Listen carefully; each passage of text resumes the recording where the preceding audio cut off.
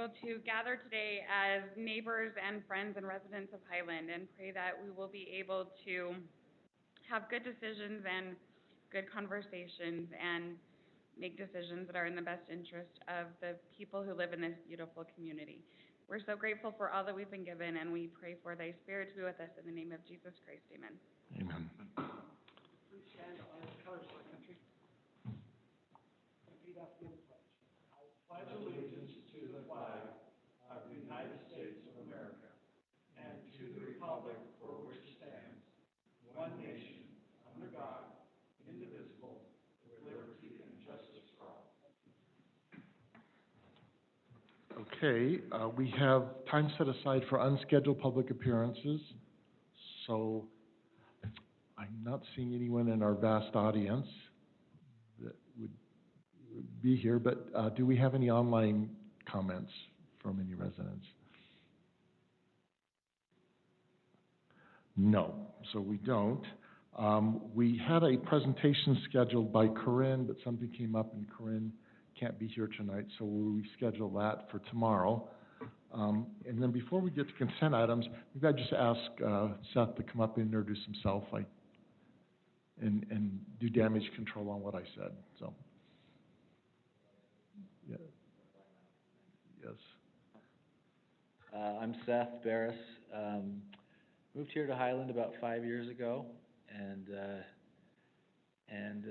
have been to a lot of city council meetings and a lot of other meetings, and have seen some of the interactions back and forth with members of the community, and just thought, I want to be part of the solution instead of part of the problem. I recognized that there was a lot that I didn't understand and know about running a city and how a city is run, and met with Mayor Mann a few times and with some other members of staff, and just realized that there's a lot to learn, and I want to be a contributor. So we got 6 kids and a beautiful wife, as you can see, and we lived just up the road from Costco there, kind of on the southwest corner of the city. So. All right. Well, thank you. Any questions, council? I'm just excited he's on the Planning Commission. I've been really impressed. I just follow him on Facebook, but really impressed with the content he posts. And I think one of the things I like about Seth is you can really tell that he loves Highland.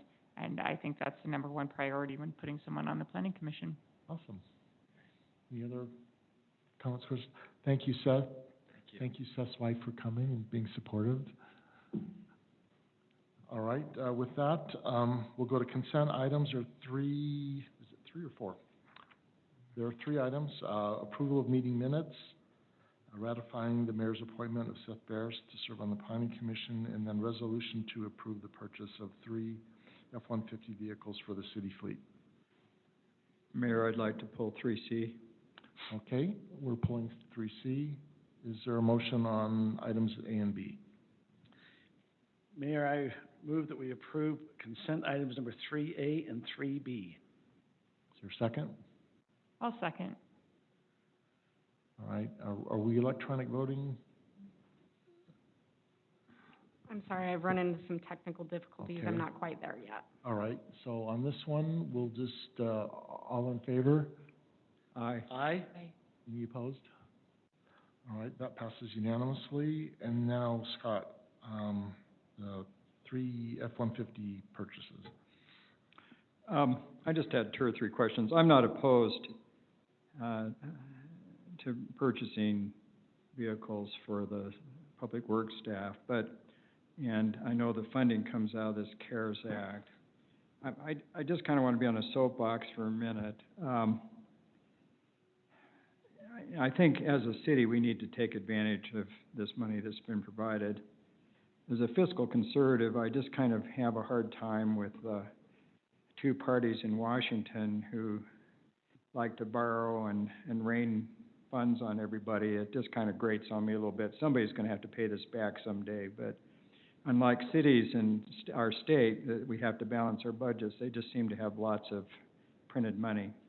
But at the same time, I think it's important we take advantage of this because we have a small budget, and I assume that these vehicles would need to be replaced in the future. So the questions I just wanted to ask real quickly: how many public work trucks will we have after we purchase these three? One, just kind of an estimate. Two, are we retiring any of the other vehicles, or are we just adding three more? And I guess the other question I have is, long-term, we're going to have to maintain these and pay gas and different things. Do we have any idea what difference it's gonna make long-term in our budget? Because we're not gonna have the CARES Act every year, I don't think. No, you're correct on that. So Scott, let me tell you where this came from originally. When we found out that we have some money due to COVID, if you remember, our public works staff were the first ones back.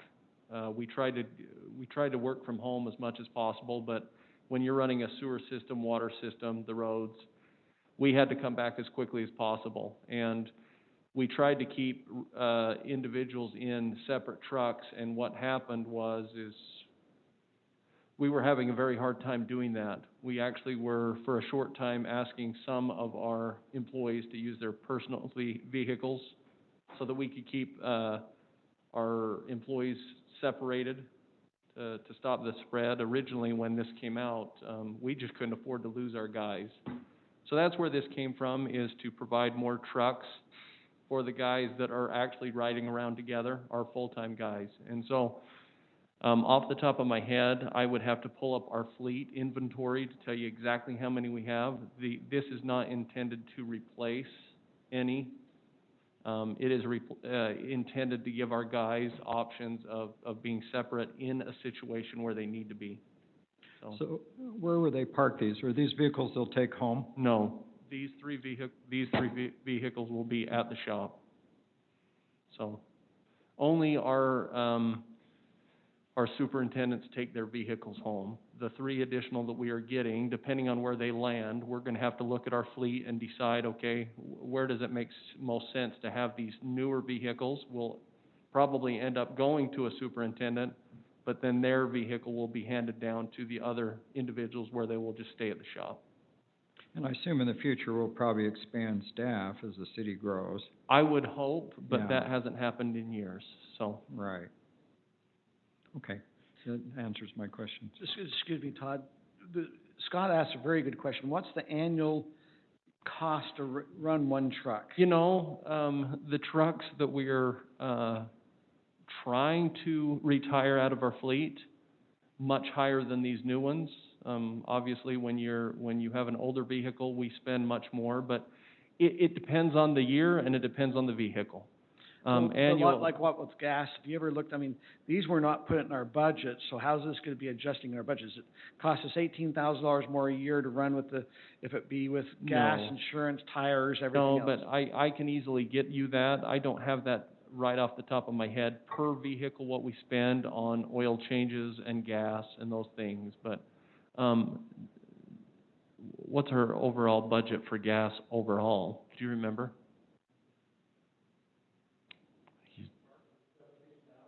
Yeah. So, I mean, we're not spending a huge amount of money overall for gas, but it's a good question. It's something that we need to spend anyway, and this is a good opportunity for us to get better trucks that have better, a better maintenance overall. So eventually you would probably have to get trucks out of the future budgets anyway, right? Yes, yes. So this is kind of a godsend in a way. So- It is, yes. Yeah. One thing it allows us to do is when, this is over, is it allows us to retire some of our older ones that are, not very good, shall we say? That are approaching, 150,000 miles and 2,000 and 2002s and stuff like that. Okay, that answers my questions. We have about Is there, 25 trucks total. so is there a motion? I'll make the motion. I move that the Huntton City Council approve, consent item 3C, the resolution to approve the purchase of 3 F-150 vehicles for the city fleet. Is there a second? I'll second it. So a motion by Scott, second by Tim. Let's just do another voice vote. All in favor? Aye. Aye. Aye. Any opposed? That passes unanimously. Next item, request by Highland City staff to amend section 5-8-105 in the development code related to streets. And after that, after staff, we'll have a public hearing, again, for our vast audience.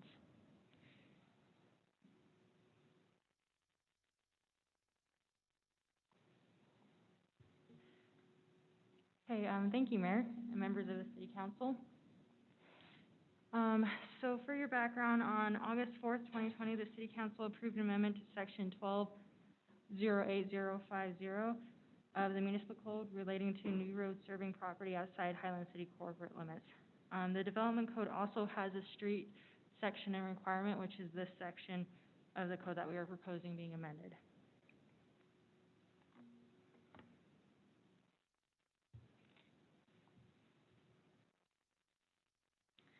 So for section 5-8-105 streets, we are proposing adding a new number I. It will say streets, dead-end streets, stub streets, or other access points shall not be permitted or required if the continuation of the street or access point would violate Municipal Code 12-08050, except provided therein. And so that's the new section we are proposing adding. We did have a planning commission meeting, last August, and we posted in the Daily Herald and the state and city website, and we haven't received any written correspondence about the proposed amendment. During the meeting, we did conduct a public hearing, and there was no comments. So for your recommendation and proposed motion, staff is recommending that should say City Council, I apologize, conduct a public hearing, discuss the issues, and make a recommendation, and make a decision and approve the proposed amendment. Any questions? I have one. So when I've read through this, sometimes here, I've just kind of wondered if I was in the public. I think I understand what this is all about, but that phrase there is, I think, very vague and ambiguous. So is the purpose of this so that we don't have other cities making a development on our borders and hooking into our streets? Is this what this is about, or? So that was the proposed amendment that was approved on August 4th for the Right. municipal code, and this one's, because there's a development code section, this is referencing that section. That so that way section. So that way they coordinate. and But correspond. I just have a hard time understanding how that fits. You know, it just doesn't, I mean, it's kind of legalese, but to me, it doesn't tell me much. No. Yeah. I mean, the purpose really is to say, go look at this section because we restrict access into the city. Right. That's why. Because a lot of times, one of the things, I mean, just like we talked about earlier, this evening, you have a vague section of the code over here when you're dealing with code over here. And when they don't reference each other or they don't talk to each other, you miss things. And so this was our attempt to make sure that doesn't happen. You're trying to provide a link. Yes, exactly. So you where really it's have to more- go to the development code to understand this. Yes, Okay. exactly. So this is follow-up to clean up something that could have been Yeah. confusing.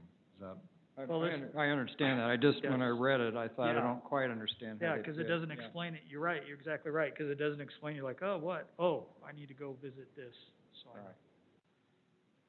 So any other questions from council? I will open up a public hearing. Comments from the public are welcome. Do we have any online? So no comments on YouTube. And no one on Zoom. All right. So seeing no comments, I will close the public hearing. Back to council. Any discussion? Okay, I'm ready for a motion.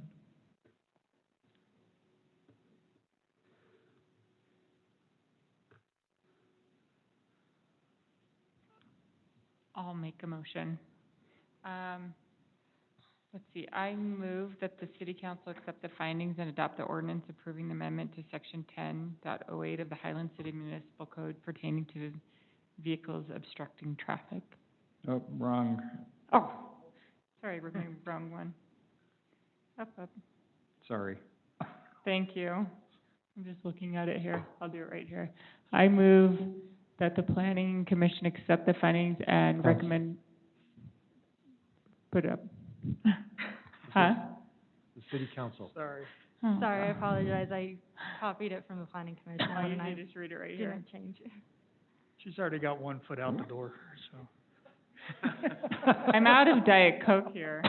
Yeah, just replace planning city council with, I move that the city council accept the findings and recommend approval of the proposed amendment based on the following findings. Wait, I gotta get the findings. So I'm not quite sure what the findings were either. I know. You know, I've thought about the findings as being one, the safety of Say- connections Just with say it, in the staff report, you got it. and the findings as per the staff report. Wait, they're up here. And number 4, my computer's freezing. so you could just say as noted in the staff report. As noted in the staff report, it's up here. I'll second that. Okay. So we have a motion by Kim, a second by Kurt. Are we doing electronic, okay, so those of you that, have your voting things running, you're eligible to vote.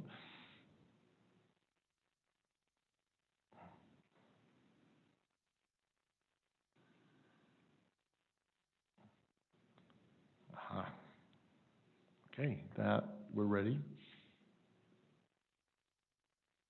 And that passes unanimously. Next item is item 5, ordinance, a request by Highland City staff to amend section 10.08 of the municipal code relating to traffic obstruction. And that is Tara.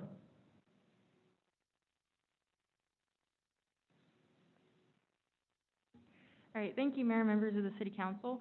So as previously stated, we are proposing amending section 10.08.100, impeding or blocking traffic violation and penalty.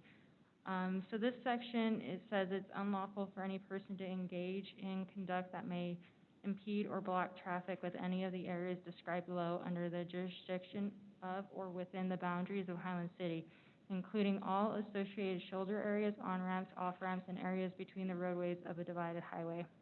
And on the applicable areas that it's referencing are interstate system, freeway, state highway, state route, so SR, sections. The update is based on the Utah Code Section 41-6A 109, or 1009. That's the Utah Code for it.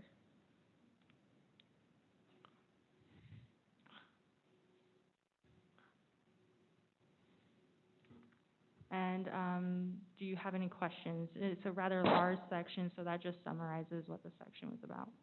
I have a question. It seems pretty subjective, impeding traffic. I'd like to know what the definition is of impeding traffic. So I'm gonna turn this one over to Rob. He's gonna give you some background and on why and what we're doing, and So, if you'll just let me interject, Rob, I had residents complain about, a couple that were looking for handouts on the intersection of SR 92 and Alpine Highway by the gas station. And the resident that called me said they were there every Saturday for 8 hours and would go out in the right turn lane and collect money from people. And he was driving once, and it's a free ride, right? And he nearly got in an accident because he wasn't expecting somebody to stop.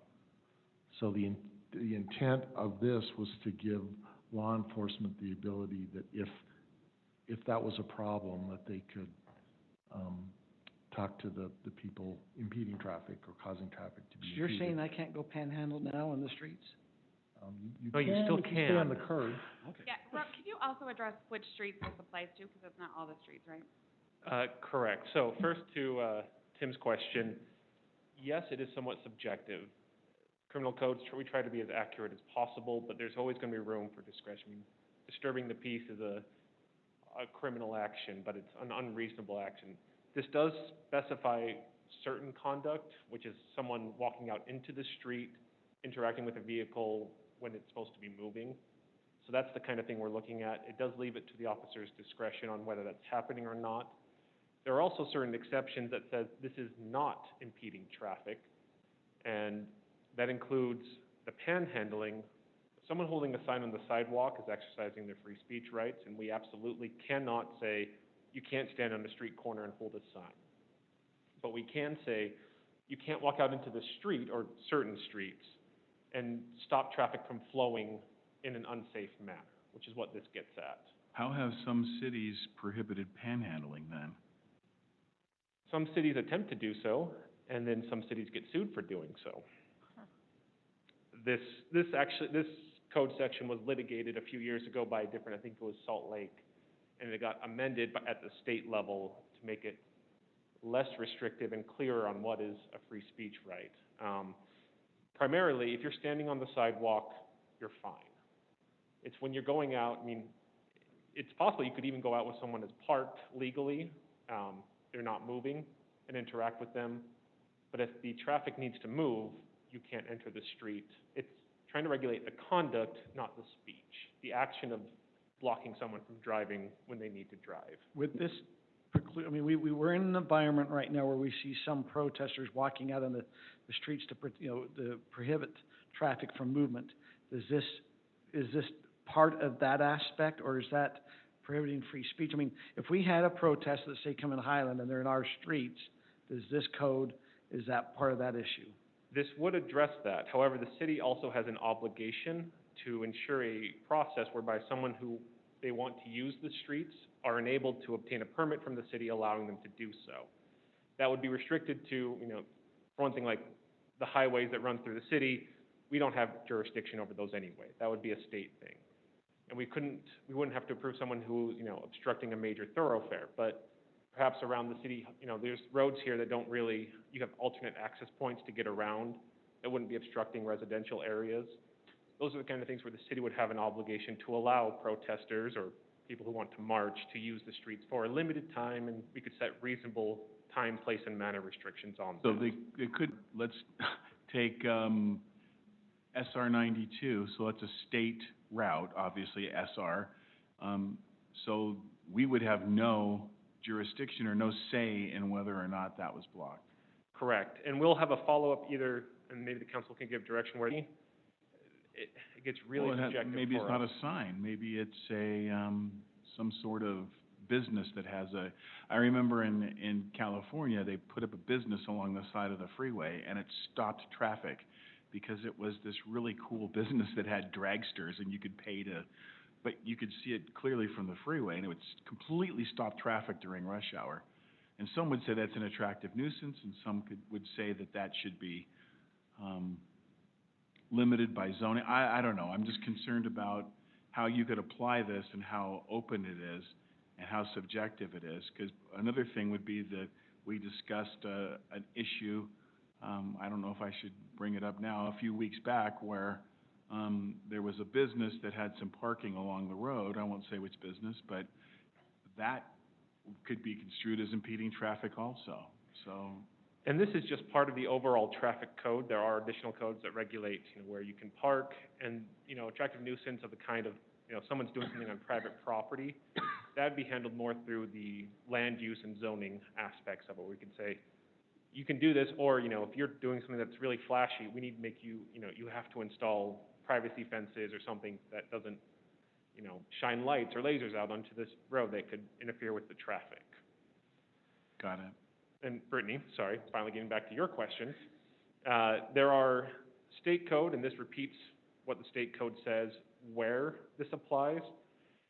Most of them won't really apply. We're just repeating what the state law says, interstates, SRs, other things. That the ones that we're primarily concerned about is any road that is one of the following three categories: paved and has a speed limit of 35 miles an hour or greater, has a median down the middle, or has basically like a tracks line running through the middle of it, which I don't think Highland has. But those first two categories, 35 miles an hour or higher, or a median in the middle of the road.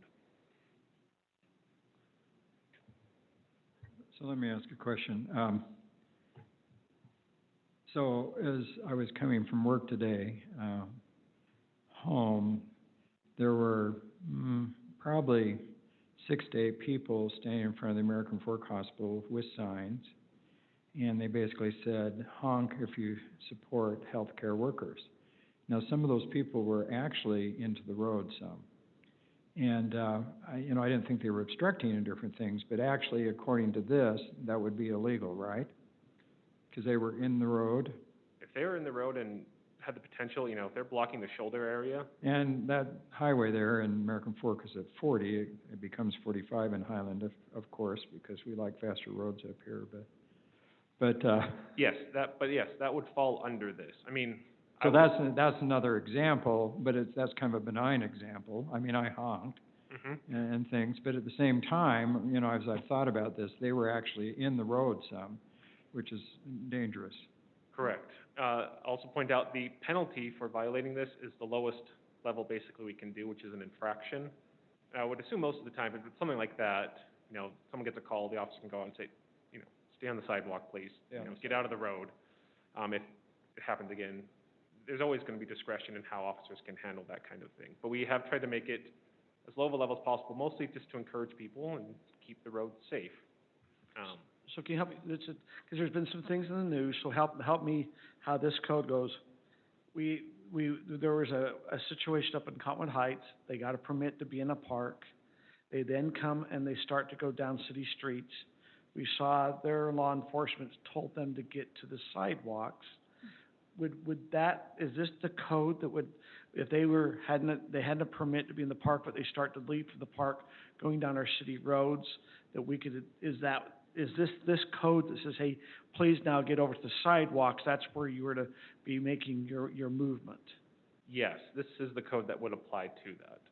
However, like I said earlier, we would establish a permitting process where we could review and say, okay, you want to walk from this park to this park, and we can map a route where you're hitting some, populous areas, but you're not going to be significantly obstructing any major thoroughfares, and there's going to be continuously have alternate access for any cars going by where, we can make sure you're walking past and you're not going to be there 3 hours of the day blocking traffic. So similar to the Highland Hawk Walk. So when the kids come from elementary and they're doing some walks, or I think they do it at Mountain Ridge, what we're saying, hey, in order to do that, we'd like to be aware of what you're doing so we can make sure there's safe passage.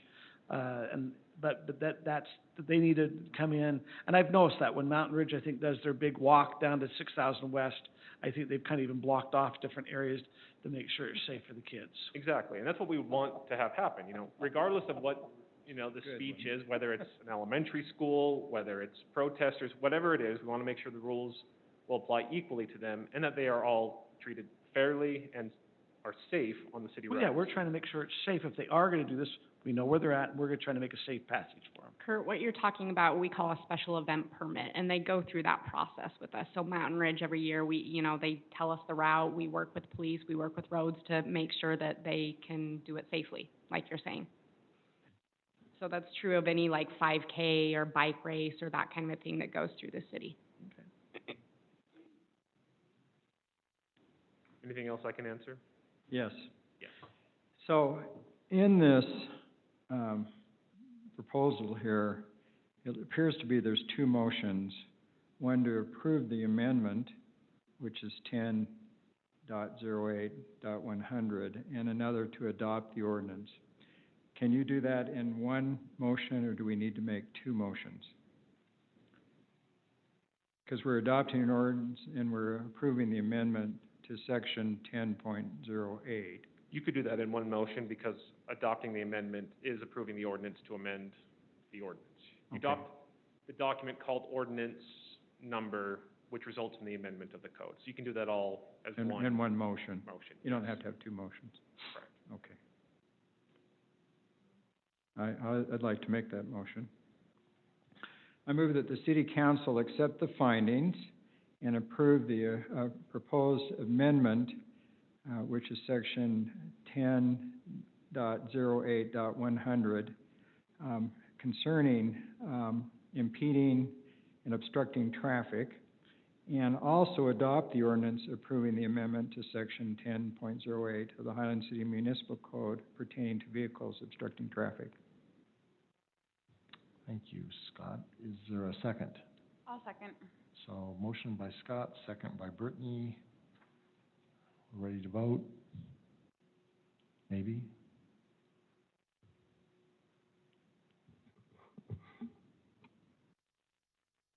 Okay, we're ready to vote. Okay. We're done?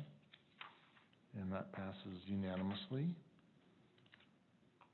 And I have, oh, there we go. We are on item 6, ordinance amending chapter 8.12 garbage collection and disposal and Title 13 public services. Good evening, Mayor and Council. Tyler Barr, Finance Director. Happy to be with you this evening. This item for your consideration deals with utility billing, with particular attention to how we handle delinquent accounts there. Thank you. Before I begin, I want to recognize a couple of staff members who are not here with us tonight, but who are the backbone of this service to the city. Candace Linford and Lorena Hill, who work tremendously hard to provide positive service here to the residents of Highlands. I want to recognize their efforts. So utility billing includes our garbage, recycling, water, and sewer services.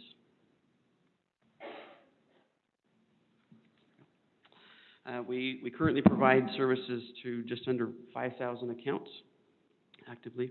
And then with regard to delinquency, last year in fiscal year 2020, there were 454 delinquent notices, just less than 10%, that received delinquent notices of those active accounts, and a total of 91 accounts that were suspended or ultimately terminated due to non-payment. And a comment about that, we are very fortunate in where we live here. Residents are generally great to work with. Most often, the reasons for delinquency or service being terminated is because someone forgot. So we're very fortunate and grateful to work with these folks. So a little about the purpose of this update. We want to provide a consistent and equitable process for handling utility accounts and align that with operational needs. And where it's necessary to pursue accounts that are delinquent, appropriately allocate and recover the cost of servicing those delinquent accounts. So summary of the changes here that we're proposing for the code. We would like to continue allowing residents to temporarily suspend service, whether for vacation or otherwise. And the provision that we'd like to add here is that the requesting resident would then be responsible for any service termination or reinstatement fees that the city incurs from the service provider. If the account has been around for a while, then generally there won't be much of a fee. But in cases where the account is more recently opened, there may be a fee, and we'd like to make sure that the resident requesting that is paying for that fee. Removing a provision allowing the Timpanogos Special Services District to request suspension of an account. We do, of course, pass on those fees to residents, and if they haven't paid that fee, as well as others, they may be subject to their account being put on suspension. But we don't want to have just a request come from another entity and automatically we have to comply with terminating their service. There's some clarification on the services included in billing statements, and also clarifying that with regard to curing delinquency, full curing of payments that are past due is required, so partial payments don't consider the account cured. With regard to options for addressing delinquency, we are asking for opportunity, of course, to continue in-service termination, if necessary, bringing in action at law, assignment to a collection agency, or having a lien ultimately placed against the property in question. And there would be a lien fee that would apply, that we'll discuss in the next item as well. Again, very rare that this would ever occur, but in the event that we do need to pursue accounts that have gone that far, I want to make sure that we're explicit and fully transparent about how that process is. Usually, if we're gonna get down to these options, we're putting liens, how far past due would they be? I mean, we talking 45 days, 90 days? I mean, where do we see that they've had pretty good notice, they've been able to go maybe seek other help to help them. I mean, I just wanna make sure that we're not 30 days in and all of a sudden doing something. We've given adequate notice, they've maybe had adequate time to go seek some other assistance or help to be able to come and get current. Do you know the timing on things? Yes. So the ordinance would allow that to occur after 30 days of delinquency, but the process that we follow, the statements are mailed out on the first of the month. Payments are due by the 20th, but then there's a grace period of 5 days. In addition to that first initial statement that goes out, the next month's statement would go out on the first of the following month. And then there's also a delinquent notice that goes out 2 to 3 weeks after that. So there's 2 additional notices that are going out before any of that activity would take place. The objective, part of the objective in bringing this here for your attention and approval, we've found in some cases that balances, if they go too long, they continue to accrue.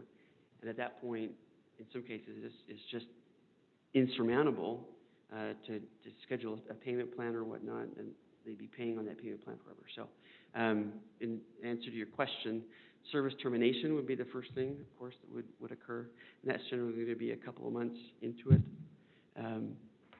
I mean, you're saying we're gonna go turn off their water. We can't shut their sewer off, really. It's gonna be kind of hard to shut sewer up. And, I mean, we're gonna go do water shut-offs and things of that nature, right? Right. You've done a pretty good job shutting it off in your neighborhood.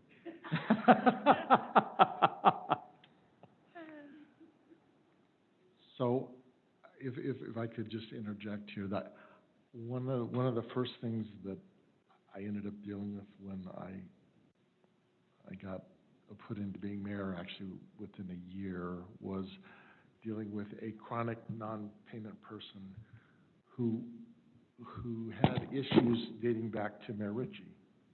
So there'd be non-payment, there would be cutoffs, and then payments, and it went on until he moved out of Highland in 2017, and then he left with a balance, and we had been trying to get payment. We had gone to collections, and then he called, and actually he called me directly and said, hey, and he told his side of the story, which didn't necessarily reflect what really happened, and he wanted to have it waived. Well, we worked with him, and he ended up paying everything, and that got settled in April of 2017. So he left Highland around July of 2017, and then it finally got cleared up in April of 2019. And it was really a painful process. This is the file that has all of the records. And at one point, he tampered with the meter to turn his water back on. So there are a few people that are just chronic, and there aren't many, but I think it's, having a tool to catch it early if we need to on a second, third, or fourth offense, I think makes it easier to deal with this, because his file goes back to 2012, I think. Maybe 2011. So, anyway, and it just, we don't have many of these, but there are some, and being able to deal with them quickly helps you get it under control faster and just helps the city end up spending less time on it, because at least the little time I spent on it was very painful. And still, we came up with a plan, and he pushed it right to the very last, right? I think all three mayors that I've dealt with him. Yes, so we've all been blessed. In terms of giving folks, opportunity, by no means do we want to shut off. We're not making money on late fees, even with the proposed increases that we'll look at. But like I mentioned, there's, beyond the initial billing, there's 2 more notices that are sent. We do have options that folks can opt in for email notices. Very helpful when, sometimes folks are saying, hey, I just don't check my mail. Here, we'll talk about an appeal process that we want to make available, and we're recommending changes here in the code that would allow the city administrator or designee to hear that appeal in order to turn things around very quickly, rather than a couple more weeks or a month before something can get on the schedule for council. We're addressing that as quickly as possible.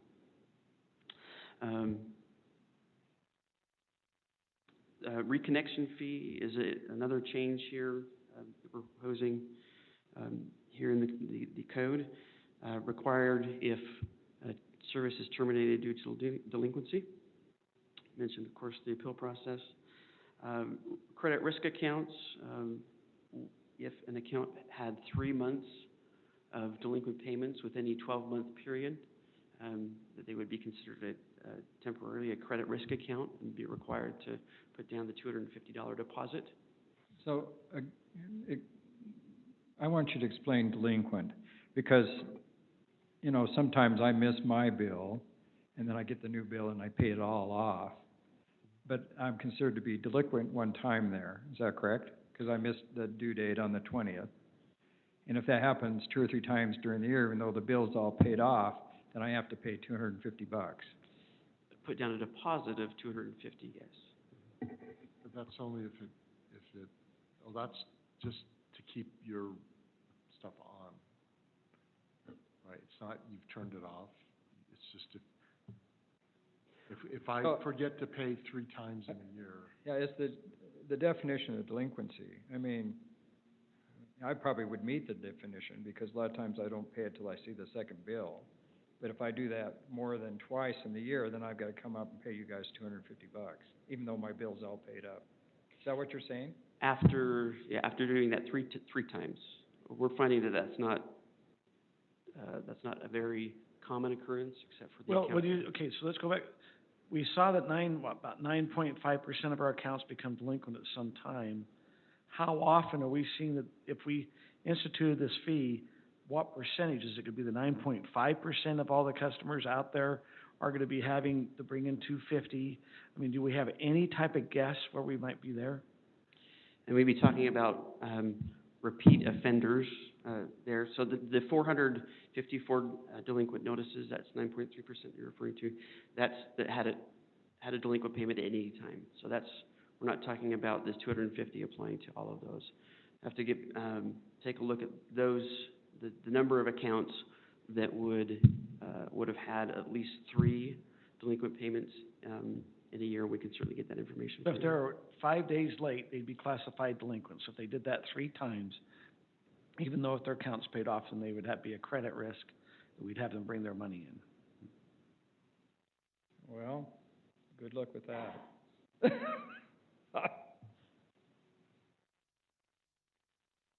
So what percentage of people do you think would meet that standard where you would send it out and they'd have to pay $250 of that 9%?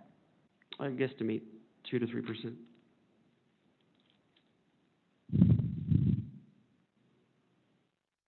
And in terms of comparing to other cities here in the area, most other cities require either an upfront deposit, regardless, or a credit risk deposit of $250 or $300 as well. So that's pretty typical here in the area. So you're saying most cities require that when you set up utility that you make a deposit, we don't. Correct. I just had a renter yesterday, just had a turnover in one of the properties. They said, well, I've got to run down to the city, they got you for the garbage can. They have we have a well on the property, so they're not even hooked up to the thing, but even to get garbage, they had to go and put, I think it was $140 deposit. I mean, so, yeah, I guess that is kind of a common to have some, especially if they've not had any history. And then what you're saying is if they get a history, then you'll release it later on? Correct. So, after 12 months of on-time payments, release that deposit, no problem. How much time do we have when we mail it? So we mail it on the 1st, they have till the 20th, is that right? Correct. Bill pay sometimes can take 2 weeks. I mean, that's one of the things I've even noticed. I go to bill pay, sometimes if it's not electronic, it can stretch out even up to 2 weeks. I have good intentions, I pay it then, but bill pay sometimes gets us stuck. It doesn't hit a late fee there until the 25th, 5 days after the 20th. So that's, we have a 5-day grace period. What's our current policy? Isn't it currently 5 days after? Correct. So that doesn't change. And how many complaints have we had? I don't get them. I mean, what we're talking about is about 145 accounts that will be credit risk out of the 4864, if it's 2 to 3%. So Stephanie, when you were handling this, how many complaints did you get? Complaints in regards to what exactly? 5 days late? We are very generous with our 5 days, so I did not receive any complaints about people saying that 5 days is very generous, really. I know other cities, if it's due on the 20th, it's due on the 20th, and they charge late fees based on those payments which were received on the 20th. So 5 days grace period has been very well accepted. I think it's very well established. I think the residents know that. Many of them, I think most of our payments are received before the 20th. It's just those few that are not, that they give that 5 days grace period, and after that, they are subject to that late fee. I assume that we're going to notify the public of this, and that when we pass this, you're just not gonna slap $250 fees on 10% of the population. Right now, I mean, won't there be kind of an education period here? Sure, I was a little bit confused when I read this. It sounded like it became effective tonight, but it seems like we'd probably want to educate people. Hey, if you're delinquent on your payment 3 times in a year, you have to pay us $250. Sure. And also advocating options there as far as automatic payments that we have available, and email notices, those types of things. We don't want the deposits, we don't want the late fees. By all means, we certainly just want to engage folks in the conversation, find out what works for them to reduce the amount of interaction they have to have with us, because they got plenty of other things to worry about. So, a question, that's a really interesting, a good point, Scott. So, this goes in, let's pretend that this goes into effect tomorrow. I don't think it would, but let's pretend it does. Then, only going forward would this apply to 3 months of delinquent payments, not going backwards. So, if this went into effect tomorrow and I already had 2, and then this month I got a third, would I be considered delinquent, or is it only going forward? Going forward. Okay.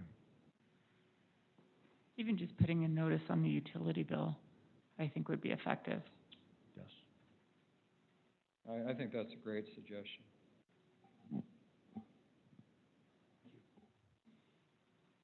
If we're gonna turn off someone's water, do we at least go put a notice on their door, or is it just, so, I mean, they're noticed not just in the mailbox, but they get like something on their door? So Tyler, why don't you review that, the process we go through? So again, the 2 notices are mailed out, and then, my understanding here currently, we do not, knock on the door, until the shut-off time comes, so maybe something to look at.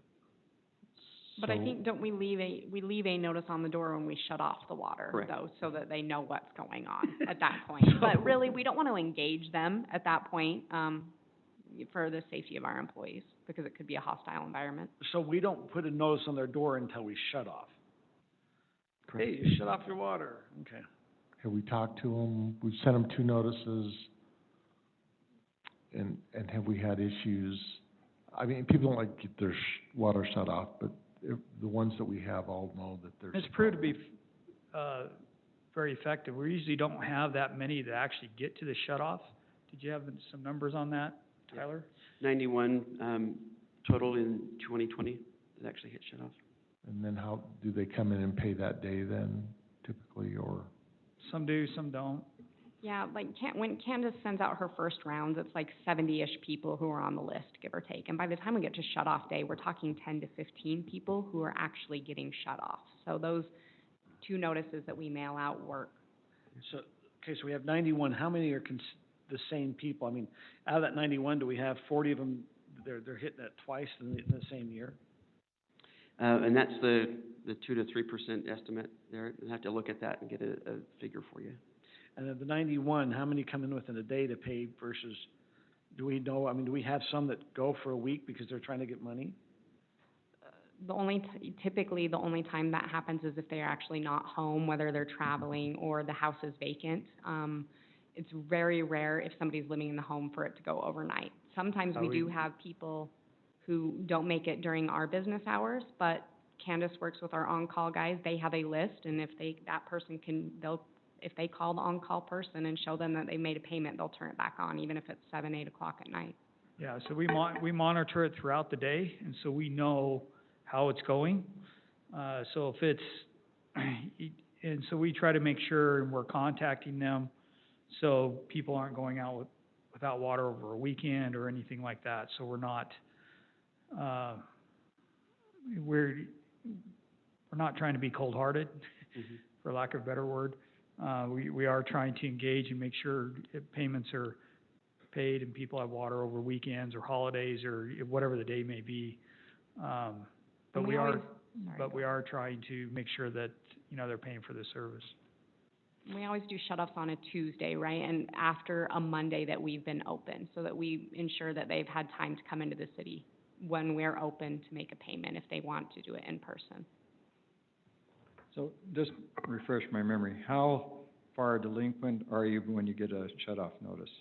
Are you 2 months? Approximately. So So you've missed 2 bills that should have been paid on the 20th? Correct. Okay. I haven't got one of those yet. I just want to know if Scott's on your list there. I probably am. Because I sit down once a month and pay my bills, and some are early and some are late, and I just never worry about it. Because the late fee is $1. So have we ever went where we have someone that's been shut off for 5 days, they're at the home, they don't have the funds? I mean, have we noticed that happening? Not that I'm aware I don't of. recall. I mean, to be honest, the reason why I'm asking, do we need to get something with the Highland Foundation? It's a safety fund. There's some, here we are, a very blessed community. They're going, well, if someone's struggling, I'd like to know, and so. And if folks are having a hard time, we will work out a payment plan with them, doing everything that we can. They're very, very common that we hear when water is shut off even, I just forgot, and I don't check my mail. That's overwhelmingly the reason that we hear. So once they're on the payment plan, and if they're consistent with that, even though they're not paying their full bill, they're still considered to be delinquent, but you're not going to send them a shut-off notice as long as they... Absolutely not. No. Because I imagine there's some people on fixed incomes that are probably having to do payment plans for a lot of bills. I don't know, depending on hardships and things. Probably not as much in Highland, it's hard to say. But. Actually, from what I've noticed, our fixed incomes aren't the ones that have the challenge. Well, yeah, the older people usually pay their bills. Yeah. So like this file here Not a fixed was the guy, I looked him up on LinkedIn, like vice president title, toys in his driveway. And he's nickel, relative to what his income should be, these are nickels and dimes, so. I don't know, anyway. Toy rich, water poor. Priorities. Great questions. Appreciate your engagement there. So, we recommend that, you approve the proposed changes to the municipal code and have, the proposed language there for you. Happy to answer any other questions you might have. Any other discussion?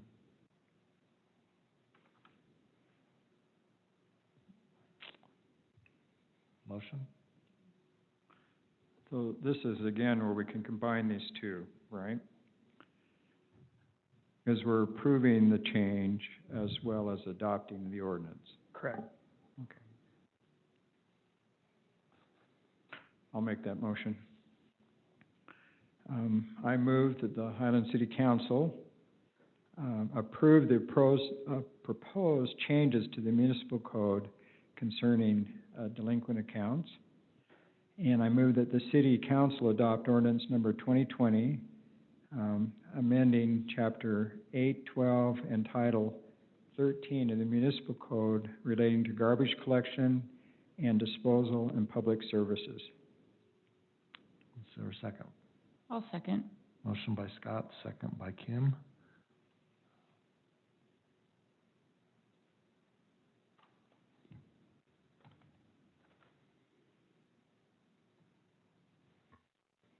It takes a minute. I don't know why it's being so slow tonight, but yes, and, Okay, is this a here it roll is. call vote? Oh, there it is.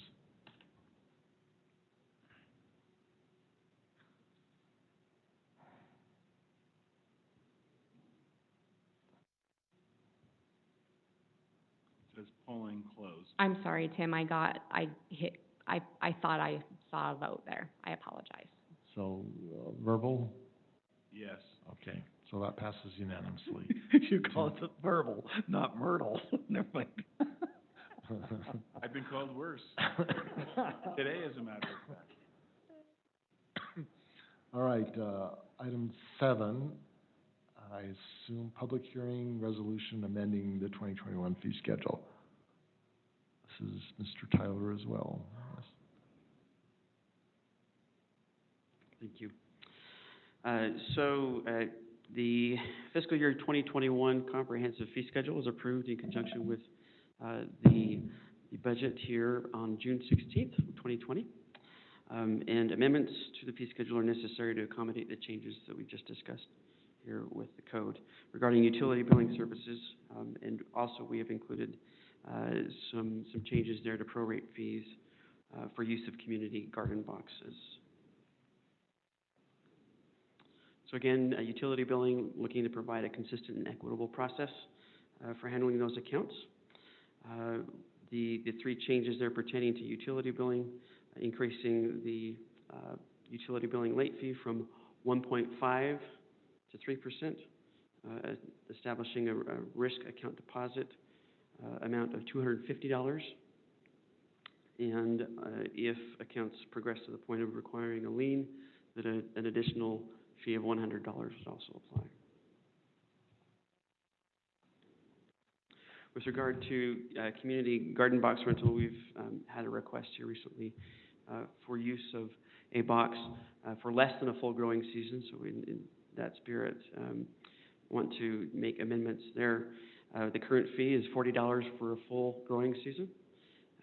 So the proposal would provide for allowing just a $30 fee after June 15th or a $20 fee after August 1st. So on the grow box, is that just mainly residents over at Toscana? Or do we charge those who encroach upon the city property and grow gardens? I mean, seriously, it appears that we're picking on Toscana, they're putting in a grow box, and we're gonna charge them $30. But if they put a garden upon the city property, they've encroached, they get a free garden. I mean, it's just a little picking point. Well, I guess it depends. The garden boxes by Toscana, did we as a city put them in, or did they put them in? We allowed the the beautification committee to put them in. They fundraised the money themselves, or I think got some donations, but they came to city council maybe a year ago or so to get approval for that. Do each one of the grow boxes have water? Right. Yeah, so essentially the $40 fee is to pay for the water that they use over the course of the year. I mean, and so does each grow box have its own little faucet thing, or do they share a hose, or?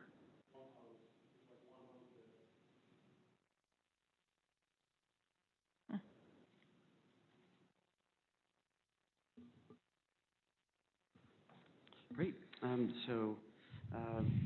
City Council should hold a public hearing and, recommend approval of the proposed amendments to the comprehensive fee schedule. Okay, so public hearing is open. Do we have any comments or questions?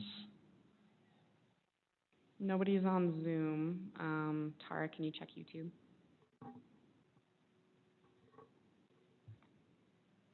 So, no comments, no questions, public hearing closed.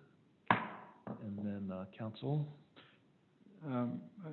Question I have is this, deposit fee of $250, and you said that's, equivalent to the average of a 1-month payment to the city.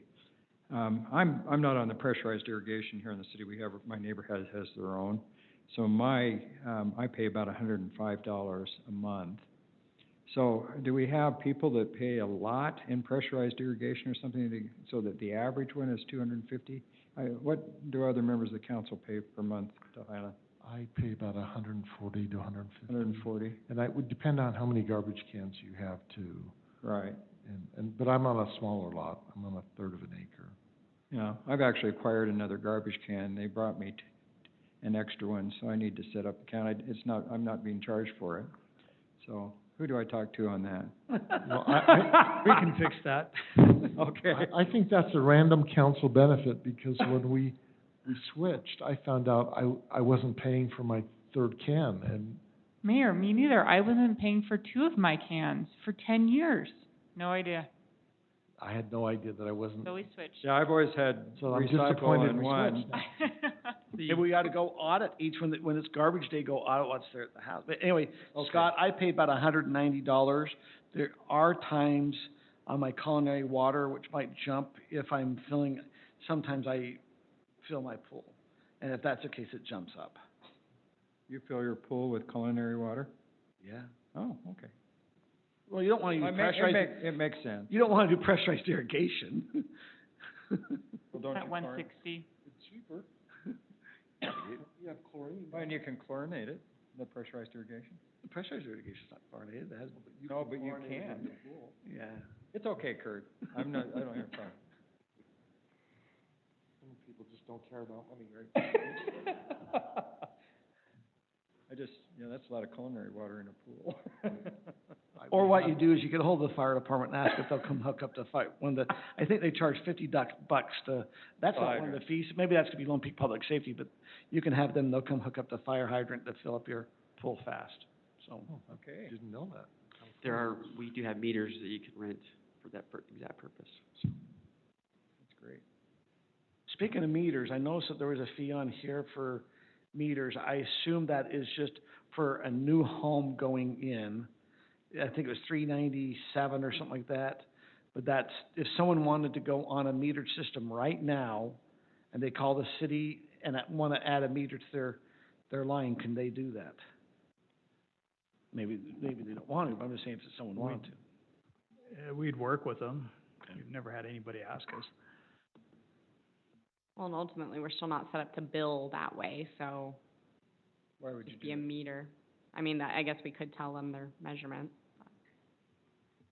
Question on the flower boxes, I think there's 8 to 12 over there. Is it common to have more requests than what the flower boxes are there? Is there quite a few people wanting the flower boxes? Fire boxes or garden? Flower. The garden grow boxes. I've actually gotten conflicting boxes. reports on Garden that. Somebody told me at one point, there was a waiting list for them, and then I've heard that there were extra ones, which is where the prorated rates came from. So I can't give you a straight answer. I apologize. I've heard both. Is there, other than Toscana Josh area? could probably answer me. Are they all full? He's heard both conflicting statements too. Has there been other areas of the city where people have asked to maybe have garden boxes on city property, doing similar to what's over by the fire department in Toscana? Not to my knowledge. This was a beautification committee initiated project. The former chair lived in Toscano and she really liked the idea, and it was a vacant piece of land, so this is, where we started. Is there a motion? I'll make a motion. I'm not quite sure if I'll get it right, but hopefully I do this time around. They're not sabotaging you this time. I'm so nervous now. I'm so nervous. I move that the city council adopt resolution number 2020, amending the fiscal year 2021 fee schedule relating to utility billing and community garden box rental. I'll second that. Motion by Kim, second by Scott. Ready to vote? Hey! Did you give it a Dr. Pepper? Is that? Okay, Actually, is it working? I'm wondering if it already polled you guys technically. I think it did, 'cause I never saw it. Now we're okay.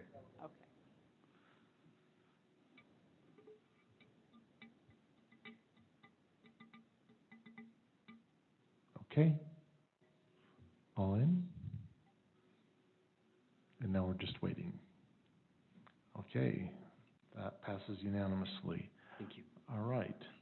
Last item, resolution approval of purchase contracts with CXT Precast Product, Inc. for purchase of 4 precast concrete restroom buildings for the amount of $608,009. Okay, so the last 2 weeks, I've learned more about lawn fungus and restrooms than I'd ever want to know. So, here we go. Am I supposed to point this way? You? Okay, so, here we go.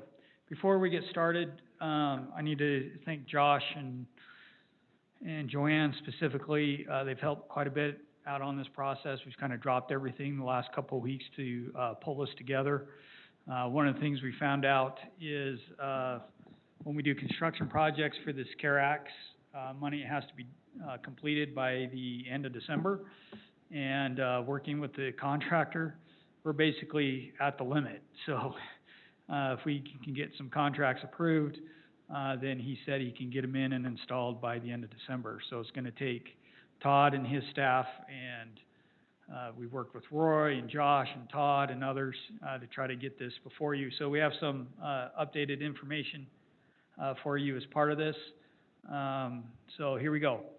So these are 4 precast concrete restrooms. They are from a company called CXT. They are off the state purchasing contract. For those who aren't familiar, the state goes through a formal RFQ process, and they pre-qualify. And the idea with the state purchasing contract is that they could get lower pricing because everybody buys off it and you buy in bulk. That's how we purchase trucks and other things off that. Cities that have used this, you'll see some pictures in a minute. Draper, Alpine, Zions, the Forest Service use these quite a bit. They go through a factory, they pour the floors, the walls, and the roof, and then they put it together. The floors are 5 inches thick, walls are 4 inches thick. The concrete is guaranteed for 20 years. Have a 20-year warranty on them. The remaining fixtures are 1-year warranty on those. So the idea of these is that they're vandal resistant. They have a chase room where all your utilities are. We'll show you that in a minute. And everything's kind of hidden, so people can't get to them and vandalize them. All utilities are pre-wired, they're pre-plumbed. The contractor can come right in and just, to build a pad, they give you the plans, exactly what they want. They're up here all the time. He said they'll come to the site and they'll say, hey, we need to do this, this, and this, and give us direction on what they would like. We're proposing 4 concrete restrooms, 1 at Beacon Hills, 2 at Highland Glen Park, and 1 at Heritage Park. We'll talk about each of the parks specifically.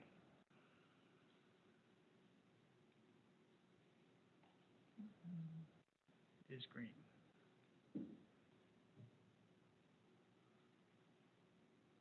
You know, sometimes I feel like when I was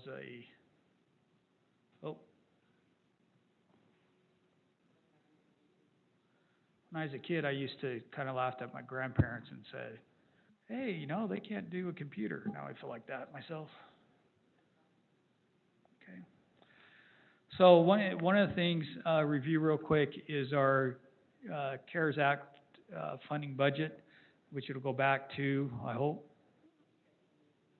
What? Good to move.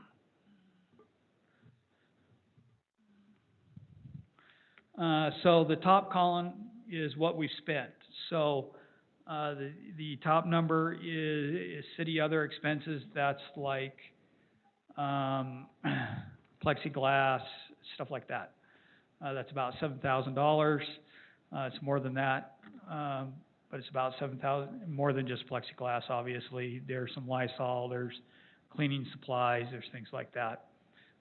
Schools, that goes, it's $14,000. We've, bought, let's see, we have 5 schools. We've bought 7 or 8 fountains, for them. Highland Elementary, we bought a lot of plexiglass for, that's coming. We bought dividers for them, for sick rooms, things like that. Police and fire, our portion right now is about, $23,000.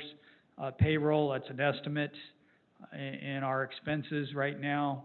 The HVAC for Justice and City Hall is, $13,000. We're underway on that, so that's about $68,000. That's what we have that's what we've spent. Scheduled, tonight is the restrooms, the trucks, and then we have, upgrade to the, motors. Why we were doing the, scrubbers for the HVAC system, while they're in there, we felt like to do the motors. We got the bids. It's $7,400, so we estimated $8,000, $7,400, we did pretty good on the estimate. And then you see 732, and you see what we budgeted, for the remaining items there. We do have window guys coming out, on the 1st and the 8th to give us some estimates. Front counter, court clerk, we're really having a hard time, with contractors, but we're working on that. Sliding door for library, PPE, and then public works, shower, laundry, we're working on that also. So right now, our estimate is, just at $1 million, and where we're at. That's a lot of money for a shower, dry, laundry, $250,000. Yes, because we have actually some utility work we gotta do in the building, to do, and Todd, you wanna go over that a little bit? He can explain more of what's going on. That's a budget estimate. Really good washer suppliers. So, yeah, up there, were you with us when we did the tour? No, but I've been up there. Okay, we did a tour. We have some utility work to do if we're gonna retrofit this and get a shower and a washer and dryer area. With that being said, there's a lot of work in that area that needs to be done to make this happen, and this is 100% preliminary numbers at this point. I'm hopeful that it will come down substantially, but I would rather come in and say, this is what it could be, than come in and say, you know, it's gonna be much less. I honestly think it will come in less, but, I didn't want to give an expectation that it is, if that makes sense. I'm happy to give a tour up there. There's a wall that completely needs to be redone with all the water and the connections for the washer and dryer. One of the challenges when they built it is they didn't build, men's and women's facilities. So we're trying to work on that also. It's just one restroom, which isn't good. Is there any way on some of these restrooms to say you need a pavilion on the front end, so when they're standing there to go into the restroom, and you could have a big pavilion with the restroom? I'm thinking of Beacon Hills, I mean, maybe try that. Yeah, let's get into the restrooms in a minute, okay? Okay. This is just the budget. And, remember on the public works stuff, we haven't hired anybody to draw anything up or do any estimates or anything. This is just, hey, what do we think, and throw a silly putty against the wall. That's it. Can I make a Yes. quick comment? I actually had, a patient come in today who works at Mountain Ridge Junior High, and apparently she talked to somebody in administration there, and she says, I'm gonna see my doctor, who's on the city council. And they wanted to make sure that I expressed their thanks for the, improvements you've made in the schools. So I think that was a good move. They really appreciate it. Welcome. The only one we really haven't heard back from is the high school. Everybody else has been very appreciative, so, is what it is. Anyways, that's our budget right now. We have 1.3. Yes. So this will be revolving, and each week we learn And I more. know we're gonna talk about restrooms, but I mean, I look at Mountain Ridge, we used to have drive-in movies there. We have kids walking home that might need to go to the bathroom. We might have kids holding it at, if they have to go to the restroom at Mountain Ridge School, they might wait until, maybe it'd be nice to look to see about putting restrooms. Well, let's talk, let's go through the budget and let's talk. So, under the CARES Act, could you put in any garbage cans? And it seems like we always need more of those. I mean, it would seem like that would fit in this category a little bit. Certainly, we can look at it. Yeah.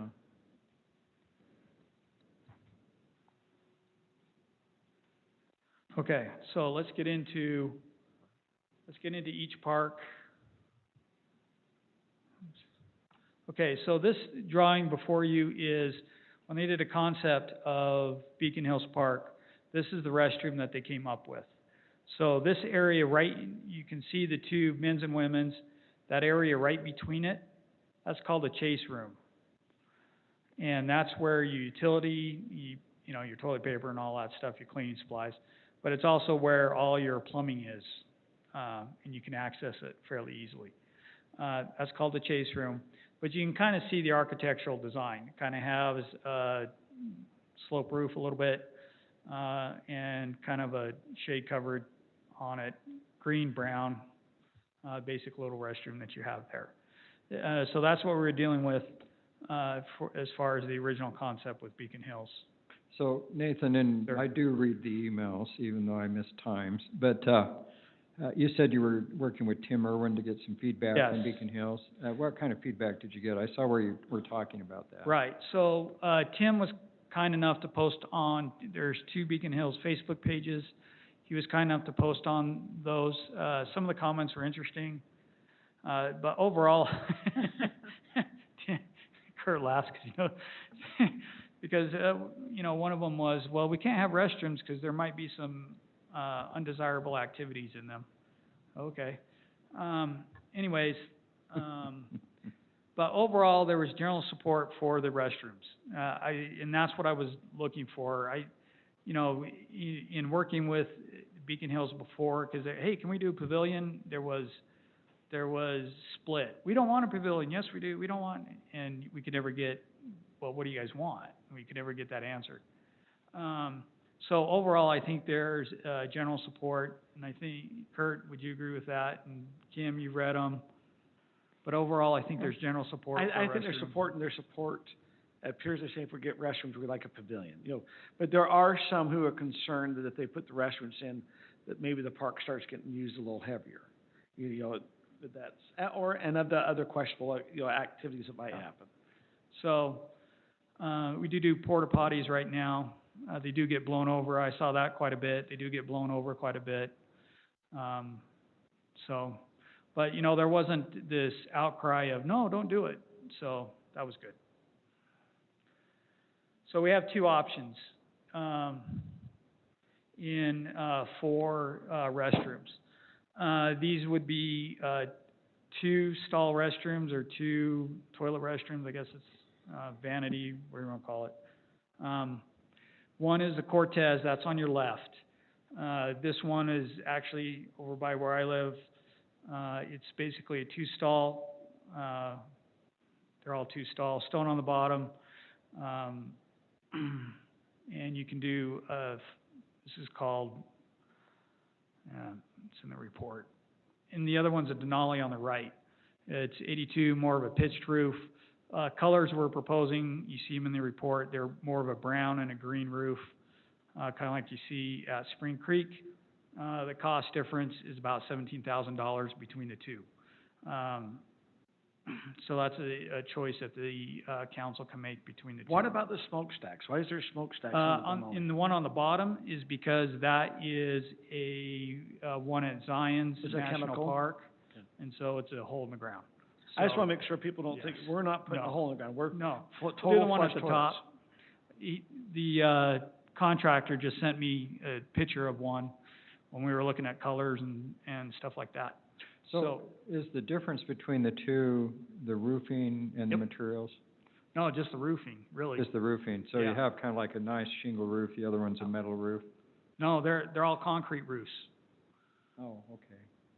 So the one is, just has a It's just more a higher pitch. higher pitch and more And has space. kind of a little opening, in the top. Do we need So to be the worried about? surface on those roofs are not shingles, they're No, it's concrete? concrete. Concrete tile, okay. The whole building's concrete, so the stone is all, concrete, it's all simulated. The batten board is all simulated, That's concrete too? that's all concrete. So it's all just simulated stuff? Uh-huh. Well, that's interesting. That looks Pour it like that way. board to me. I mean, it looks like shingles. So Alpine uses the Cortez, and American Fork uses the Cortez quite a bit. If you know Alpine City Hall, their park right to the south, they've got one of the Cortez just like that. So, And then the chase room is between those two? yep, And each of those are single stalls? So it's- single stalls. It's, You can, it's you know, not you do men or men, women, it's just, if it's open, use it. you can do either way. You can sign them either way. You can sign one men's and one women's, or you can do like they're signed here. So, I mean, they do the job. Square footage, the exact same between the Cortez and Denali. Yeah, similar, similar.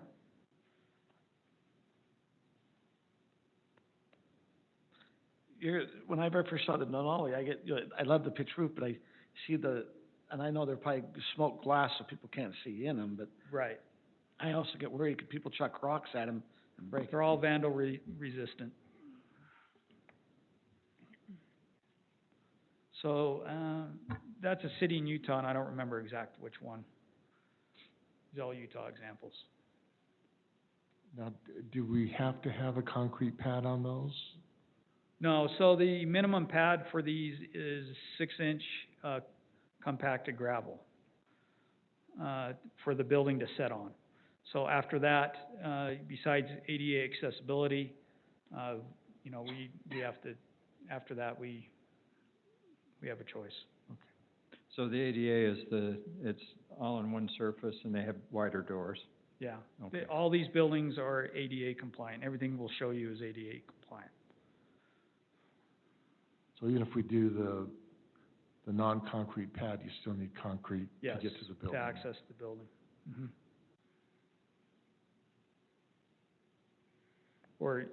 Or a, you know, wheelchair sufficient surface. Moving a wheelchair across gravel's not the No. best, I think Right. you'd want cement Right. pad. So if you notice, the bottom right one the pad isn't as big, right? As the upper left one.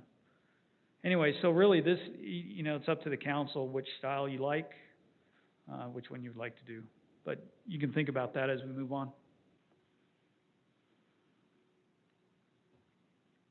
And go back to the other one, the original concept if you like. Is that Cortez, is that the same one that's on the Murdoch Connector Trail up by No. Highland Glen, or is that a different one? It's a different one. Those are block. Okay. And, so, this is, called, Montrose, building. The cost is, basically $162,000. They have, two, toilets essentially. They, we were proposed this for Heritage Park and Highland Glen South. This would be, the Highland Glen Park South would be across from the playground that exists there today. And basically match what's there today.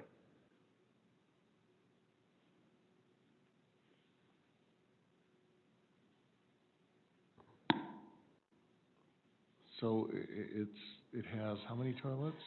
Has 2 toilets in the women's and a toilet in the urinal in the men's. So that's basically twice as big as the, Yes, as the Cortez or Denali.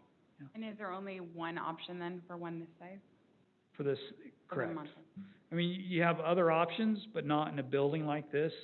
They would be independent doors versus, When you mean independent, like there'd be 4 bathrooms with individual doors for each? correct. I mean, personally, I kinda like that. I'm just saying where they have 4 different rooms, I think it's, you know, you can do things, I don't know, I like privacy, I guess, a little bit more where this feels a little more open. Yeah, we discussed those as staff. One of the concerns was it doubles your cost and maintenance and things like that with the doors and the locks and that kind of stuff. But there's that option. We do have that option also. so the one in Heritage would replace, you'd just take out the one that's there and put this where it was. Right. And that's basically what the plan is to take the old ones out and place these where they are, do the demo, and we place these where they are. So 3 of them are replacements and one's new up at Beacon Hills. Correct. Well, it's sort of new because you're replacing honey buckets. How much does it cost to take them out? Right. Don't know Beacon Hills. yet. The idea is for staff to do it, to limit that cost. That we pay for with, not CARES Act money, that we pay for ourselves. Yes, but any cost would come out of CARES Act. We just didn't have time to figure it out. But we can still use that money for the removal. Yeah. So, just a little question about these. So, short of graffiti and different things, what makes all these bathrooms relatively vandal-proof? Inside, we're recommending doing stainless steel, all the toilets, sinks, everything. And they're concrete walls, so if somebody sprays or whatever, you just paint over it. And the outside too, you just paint over it. Now, Alpine had some problems with some of their park bathrooms this last year. Were they the similar bathrooms to this? I don't know, because I don't know what they're referring to. There were kids that were going in and putting in little pipe bombs or whatever and blowing. That was their porcelain ones. And talking to Shane, that was their porcelain ones. Their parks, and talking to Alpine, they love these, the concrete and the stainless steel, they love them. So they're harder to blow up? Yes, very much so. Okay. Is there something that goes on the concrete too that makes it resistant? Yes, to- I'll get to that in a second.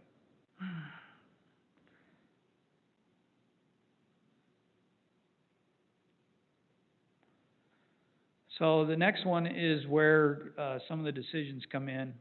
There's 2 options for the Highland Glen Park North one. We call it the Santiago, and and this has 4 separate units with the chase area that goes down the middle. This is actually in Draper, I believe they built one. And the chase area is down below. The advantage to this is, as we mentioned, that building is actually heated and has been for 10 years or so, Josh? The Highland Glen one? So is it the north or south? In the packet, it calls this the south, but this is the north. Yeah, I get mixed up on my directions Okay. all the time. So So it's this the is the north one by the pond, Right by the pond, okay. right by the pond. And it's actually heated, so it's open during the winter. And one of the concerns that we heard from Alpine is they try to heat one of those Cortez buildings, and what they do is they take a space heater, yes, one of the most inefficient things that you can, and they heat the pipes in the chase room to the 2 units. And their bills run about $600 a month to heat that. And in talking with Roy and Josh and Todd, that's one of the most inefficient ways that you can heat one of these buildings. They don't come insulated, because you have to do a whole bunch of other stuff to them, and much more expensive if you do that. So this is an idea, so there'd be 8 single doors, and during the winter, you could close 6 of them, or 4 of them, or whatever, and just heat 2 of them from the chase, or even inside. Well, you'd have to do chase, because that's where your plumbing is. Or you could even do inside with some heaters on the ceiling or whatever, and keep those open. That's one idea to it. We also have another idea, it's called a Taos building. I'll show you that in a minute, but you'd have to heat the whole building. It's a little less in cost, and you have 6 vanities instead of the 8. So the question I have, Nathan, is why do we need to heat this? I mean, do we really have a bunch of people up there ice fishing? We do, actually. We have a lot. Josh, you want to talk about the users on there? I would imagine that the Josh pond. knows best. Yeah. I don't. And runners. And runners. You want to hit the button, Josh? Hit the button. Yeah, there you go. Thank you. There's a ton of runners and a ton of walk. And then there's plenty of ice fishermen that are going there. So we're just worried that if we closed them, the backlash. But that's a decision for you to make. If you want us to close them, we'd love to close them. I mean, it's not. Well, I'm not opposed, I don't want to close them, I'm just wondering if they need to be heated. So, on the county access to the Murdoch Canal Trail that's up above where I live, is that heated? Yes. Yes. I And didn't that's know that, I've open. never used that restroom, so I don't. That one's open. Yes, that's heated. Year round. So Oh, they have to be heated to be open? Yes. Or else everything's gonna freeze. If you think about Highland Glen, it's kind of its own We're talking about microclimate. the water pipes that have to Uh-huh. be warm, okay. I mean, Highland Glen can typically be 10 degrees colder in the wintertime, so it's very easy. I mean, we've had heater problems before and everything's froze. It's not been a first, but. So I'm just imagining sitting on a stainless steel toilet. And if it's frozen and being stuck, right? Okay, that's quite vivid. That was quite a visual there, Mayor. Well, it's that Christmas movie where I the know, kid don't sticks shoot his- your eye out. Sticks his tongue Yeah, on the hopefully no one sticks tongues on the toilet. I guess I would be in favor of heating it down there, because I do think there's a lot of people that are down that area. If there's a good day in January, February, they'll probably be down in that area, so. So would we have to do some kind of radiant heat that would be very inefficient? No, it'd be a heater above, probably. Yeah, it'd be above. So we have this option. It'd allow us to, heat 1 or 2 units. And then, the other option that we have is, when we found out that, Alpine was trying to heat Cortez with space heaters, we were like, oh, wait a minute, that's not very smart. And so in talking to Roy and Josh, we think we can do more efficient. It's not going to be cheap. Come on. So this is a Taos unit. It'd be $176,000. It would have three toilets in the women's, 2 toilets in the men's, and a urinal with a chase down the middle. It'd be a little bit cheaper, but you'd be heating the whole building. So your operating costs are higher. your operating costs are probably higher. Cheaper now, more expensive over long term. Am I just the only person? I like individual bathrooms. You had your individual, I think it's a little more privacy. You're not alone. So. Only problem is if I get stuck on, like you said, if I get frozen, no. You need help. I'm sure Reed will come get you.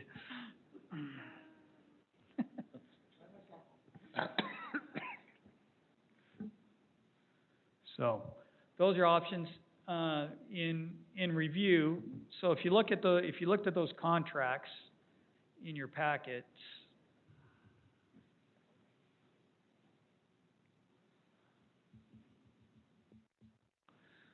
Okay, so, in the top right-hand corner is the base price, and that's, includes freight, okay? So this is the Taos building, and I can't read it this far. It says 133. That's your base, it says the base price, the unit, and then 133, that's with freight, so that's delivered. And then you have the options, and you have them hooking up the utilities, which is $4,700, and then it goes down. And if you notice, we picked, sorry, Brittany, I'm gonna come invade your personal space for a minute. We picked the two-tone color scheme. What that means is you get a different color roof. The stainless steel fixtures, the electric hand dryers, that'll save us the cost in paper towels and stuff like that. The electronic faucets, that's the touch-free stuff. And the exterior mounted drinking fountains, something we don't have now, but it's a nice feature. The then we have a hose bib, frost-proof hose bib on the outside, allow us to hose them down on the inside if we need to, and the pads and things like that. The other thing that's on there is if you look at that anti-graffiti coating, that's $7,800 a unit. In talking to, when I first talked to Alpine, they said they had it. I know AF doesn't get it. We'll go through this in a minute. And when I talked to Shane again, he was like, we don't get it. We don't think we have it. He was saying these are pretty easy to paint, so you can paint over it. The way the product was explained to me is they spray it on the building, and there's another can that goes with it. And if there's a graffiti, you go on it and you spray on it, and you can just wash it off. So I don't know if it works or not, or scrub it off. I asked Josh to talk about the graffiti issues. He texted me some information, so you can talk about what the graffiti issues are, and then the stamp plans at the bottom. So you want to talk about graffiti issues on these sites, so you know those. So Highland Glen, of course, is the worst. I'd say we'd average probably twice a month. And it kind of varies. I mean, the north one's open more, but it's typically the north bathrooms ends up being on the inside. I don't know if that's because more people are there, so it's easier to do on the inside. The south bathroom tends to be more on the outside. So that just kind of gives you an idea. I mean, the hard part with Highland Glen, it's all tile on the inside. So it's usually a couple hours for us to clean it up, and it's usually very inappropriate. So that's probably the most common spots for the graffiti. The other one, I mean, Heritage Park's kind of hit or miss, but it's tied to the school, so, I mean, it's junior high kids, and it's not often like spray paint. It's usually Sharpie markers, stuff like that. We recently painted them. That tends to help. So we painted the Heritage Park bathrooms over the winter time. Their cleaner coat of paint kind of seems to slow it down for right now, so. So with the COVID concern, these bathrooms would be much better than what we currently have with what we're going through with this pandemic, that it would be easier to clean, the surfaces would be better, and so for the COVID situation, this is a much better option. Yeah, I mean, and overall, we can't really power wash them down. It's just because of their build. I mean, it's drywall with some tile on them, so it would definitely make it easier to hose those down, clean them down, and I think the other feature would be the hands-free, is definitely would help that out. Okay, Josh, on these bathrooms, do we have any motion detector lights or cameras on them? We have none on any of our bathrooms as far as. I just think that is something I would suggest we do. I noticed all Cedar Hill bathrooms have that. Every Sunday we go and visit as many parks as possible, and I check out their bathrooms, and most of their bathrooms We're have. definitely for it. It's just a matter of cost. I mean, Yeah, if we'll you take it want out of just- Nathan's salary. So it's what you're saying, is the lights auto turn on? So the motion detector lights, Well, and you're saying about cameras, you're saying they have cameras up top also, right next to the lights. I know we were concerned about that. cameras in the bathroom? Well, on the outside, so you can Outside. see who's going in. So motion Oh, I detector see, lights are I see. outside. Oh, okay.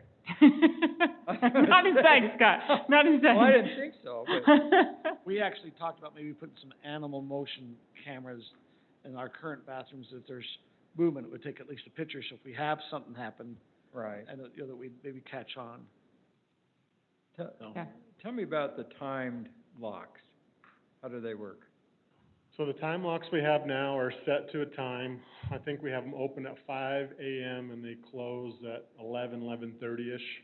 Our locks that we have only work if the door closes.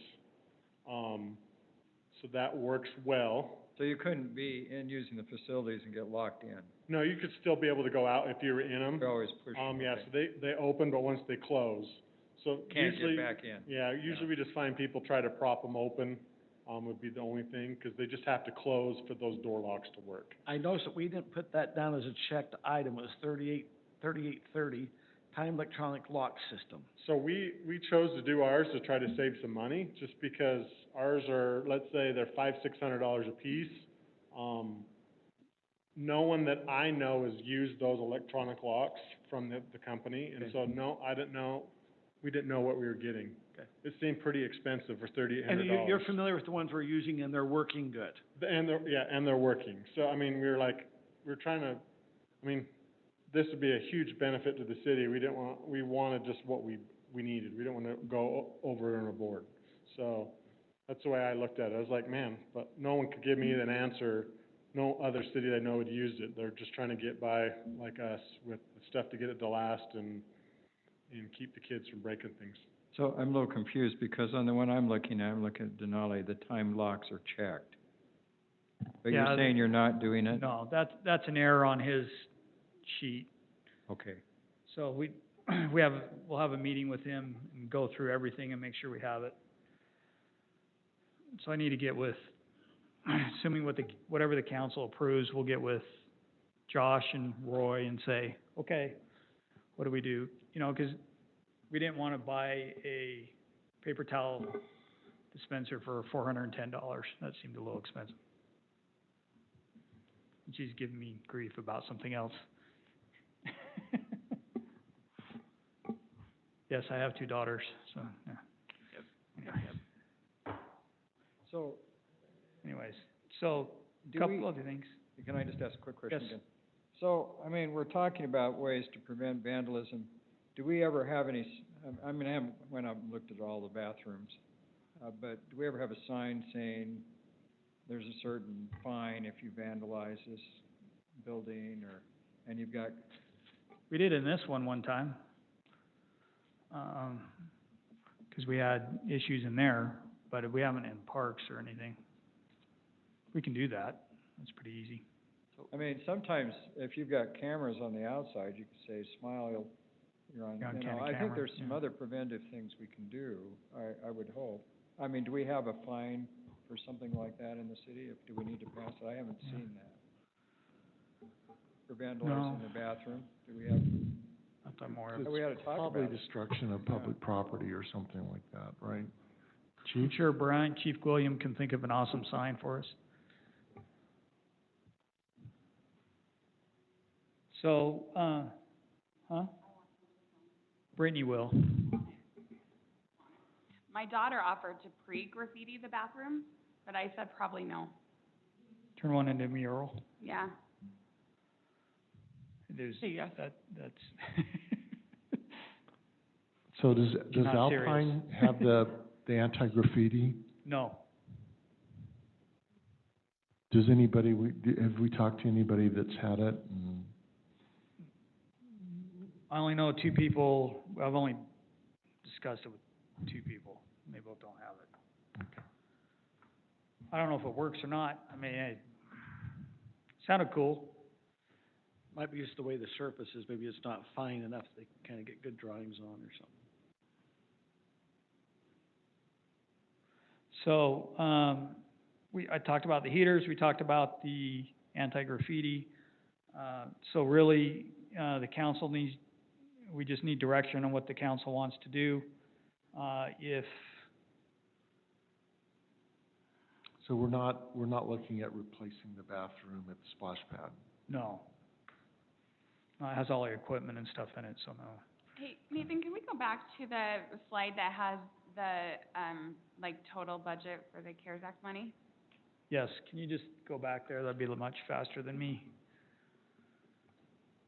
Just looking, like, as we're deciding how much we want to spend on bathrooms, to make sure there's nothing else that is not covered that we can think of.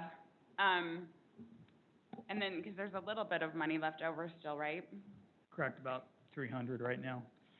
Like, so I know it's like a minimal expense, but you had talked about, like, chairs for in here that are easily wipe-offable. Are those in there? Actually, yeah, the furniture, like in the library or out here, I didn't know you wanted to do those, but we can look at that too. I thought it was a good idea. I know something, and, a Like our couple meeting other quarters. cities have done was, like a program to support the small businesses that might be struggling in their city. So I know there's some businesses that have done super great, like I know, Ace is okay, or Fizz or whatever, but I don't know, like there's the Thai place that Kim likes for lunch. Yeah, they're doing decent. I check in on them every Friday night. Oh, perfect. Uh-huh, yeah.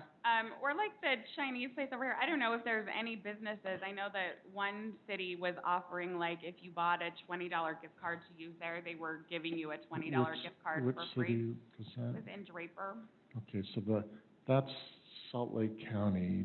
In Utah County, we set aside about $20 million for a countywide grant program for small businesses. So we can't do anything Well, extra no, to help but our we small can. businesses But here? maybe, We Brittany, can. what you're talking about, maybe we can look to see if we can do something to help some of the businesses here that might be struggling. You know, I imagine our clothing businesses. We have one that was Twirl. over where Barbacoa was at. We have our swimsuit. You know, maybe we can say, hey, what you're talking about, maybe we can check with the county and see if there's some type of funds. The problem is, I think they want to give it to specific business versus city to do it. Or how are they doing it, Mayor? What they did was they set up a grant program, and they actually, when they first announced it, they did not get enough applications coming in to spend the money they had. It was a fraction of what was there.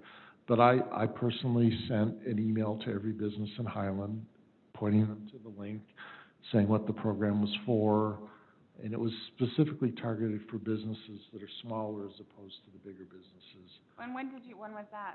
That was about 3 weeks ago. So recently? So that, and they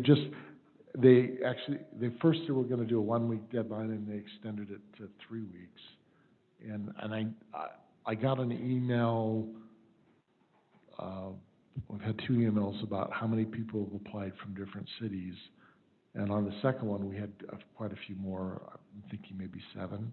I wonder if it's because they don't need the help, or they, like, feel intimidated by the process or something. I don't know, I'm just thinking, I know that Nathan has to, like, finish this process soon, and you know, he doesn't have a lot of time, so I was just trying to think if there was anything else.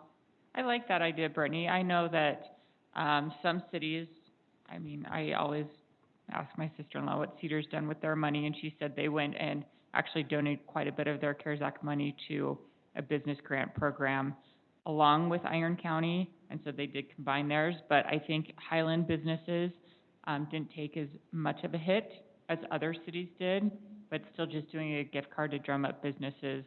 I really like that idea. I don't know. I like it too.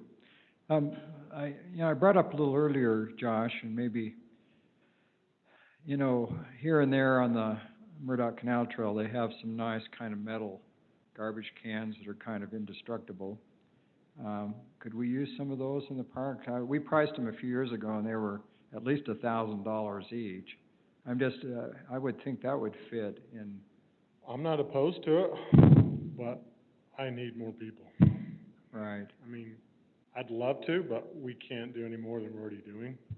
So that's my only problem. I mean, But so one of here's, the, yeah. like, the thing with Highland Glen is a fish in one of those garbage cans in the middle of summer lasts about 1 day before people are disgusted.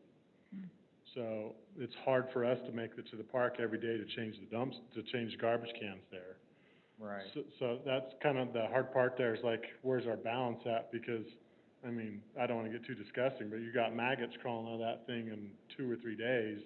Right. You know, it's just hard because But it seems like litter and garbage in Highland Glen's a problem, because it's so heavily used. And it is heavily used, and I mean, you won't remember, but there was a time there was garbage cans there. And I'll be honest, probably once a week, I'd have to go home, get my swimsuit, swim out there and pull the garbage can out of the pond, and then go home, change my clothes. But that was a regular thing. But I'm talking about the more permanent metal ones that are anchored that you, And I agree. because we looked at those one time in the family. And we're gonna be like $1,100 a piece probably for those. Right. But we gotta come up with a plan so we can get to them. That's the hardest part. I mean, if you want us to, I mean, that's great, but just remember, we're adding more and we're always getting more and never no more guys.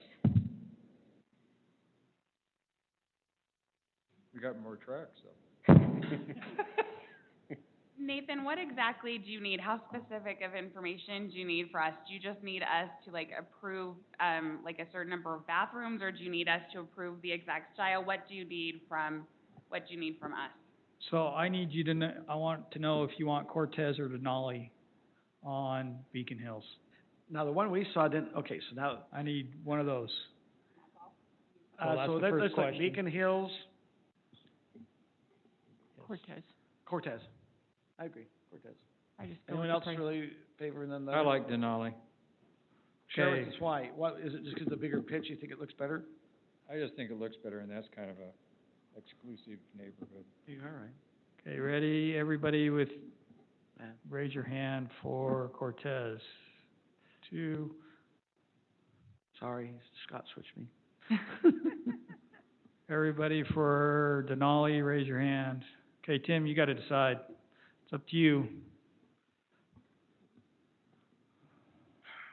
I don't think there's really a wrong decision.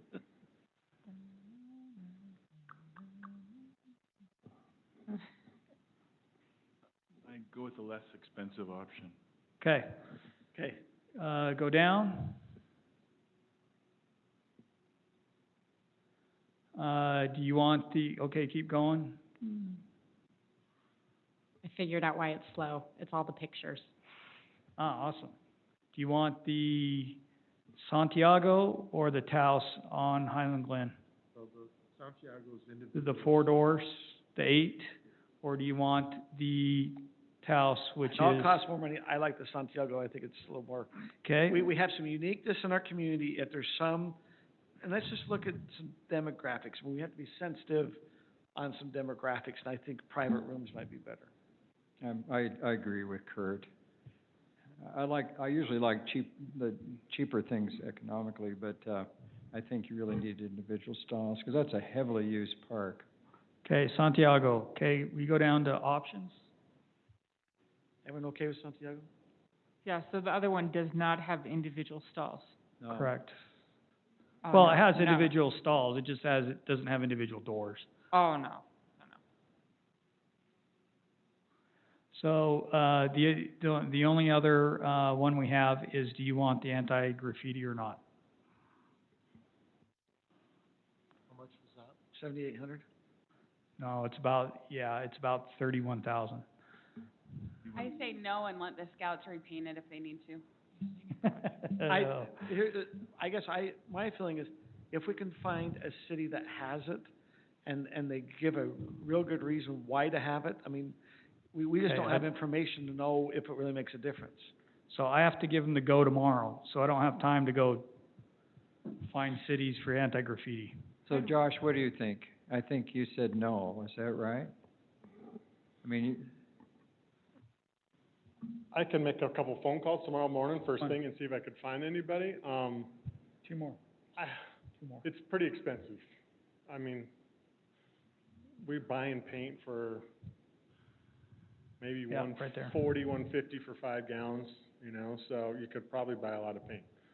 so what does the anti-graffiti do? Is it just wash off? Yeah, it's supposed to help make it easier to remove graffiti, So do you save staff time with that? That's my question. probably. Is it easier to just paint it over, or is it easier to wash it? I think it'll be easier to wash it off, because here's the problem with paint, is that if you don't put a primer, a good primer, and then you put another paint, then it'll just suck through. So we usually have to buy probably the most expensive primer, because that helps keeping the graffiti from getting sucked through the paint. So, And there's It's more staff time to do that. it's just more staff time. We just spend more time We're cleaning already up. short on staff. And we're already short. I mean, we could Like take the Google siding. says some anti-graffiti coatings are totally permanent and some have to be reapplied. It seems like if you would have to reapply it, you wouldn't wanna do that. I don't remember what this one is. Let me see what he says. What if you say, Josh, look at it, if it gets a positive review, then yes, or I agree. a negative, then But no. John, I mean, I would lean more to trying to get the anti-graffiti, but we need to really make sure it needs to work. I mean, sometimes it could be just a smoke and mirrors, and it really, you still have to go paint it after. Or, hey, you really can wipe it off, and if you can do that, then I think it saves the staff time, I think it saves paint. Yeah, it's just, I'm hearing two messages here. We need more staff. We don't have staff time, but yet we're making a decision that takes more staff time. But, if we haven't got enough staff to empty garbage cans, do we have time to have them go paint everything? I just kinda like to get a better idea. Maybe if we save money by not doing it, maybe we can hire another staff member. Yeah, but we don't have the funds to be able to do that for the anti-graffiti. This is Oh, that's all true, and part of we the can't COVID. do it with the CARE Act, so. So when we call him, we will get more information on it. If we sound like it's great, then we'll go. If it's not, then we won't.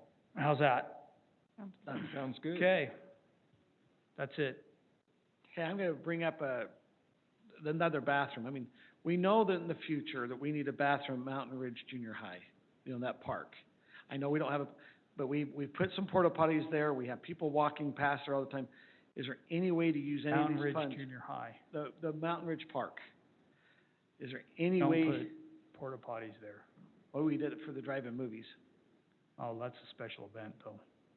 These will be special bathrooms. A good one. I'm just trying I to like your find thinking. funds to help us get You're those. saying if we could buy them now, put them somewhere, and then move them into the park when we That- develop the park? That is one thing about these that is nice, is Alpine has actually said, hey, these are too small. And they bought a bigger one, and they lifted the old one and put it in another park, and put new ones there. They did do that. So anyways, but, side note, I mean, but if we have 1.3, we're at 1,050,000.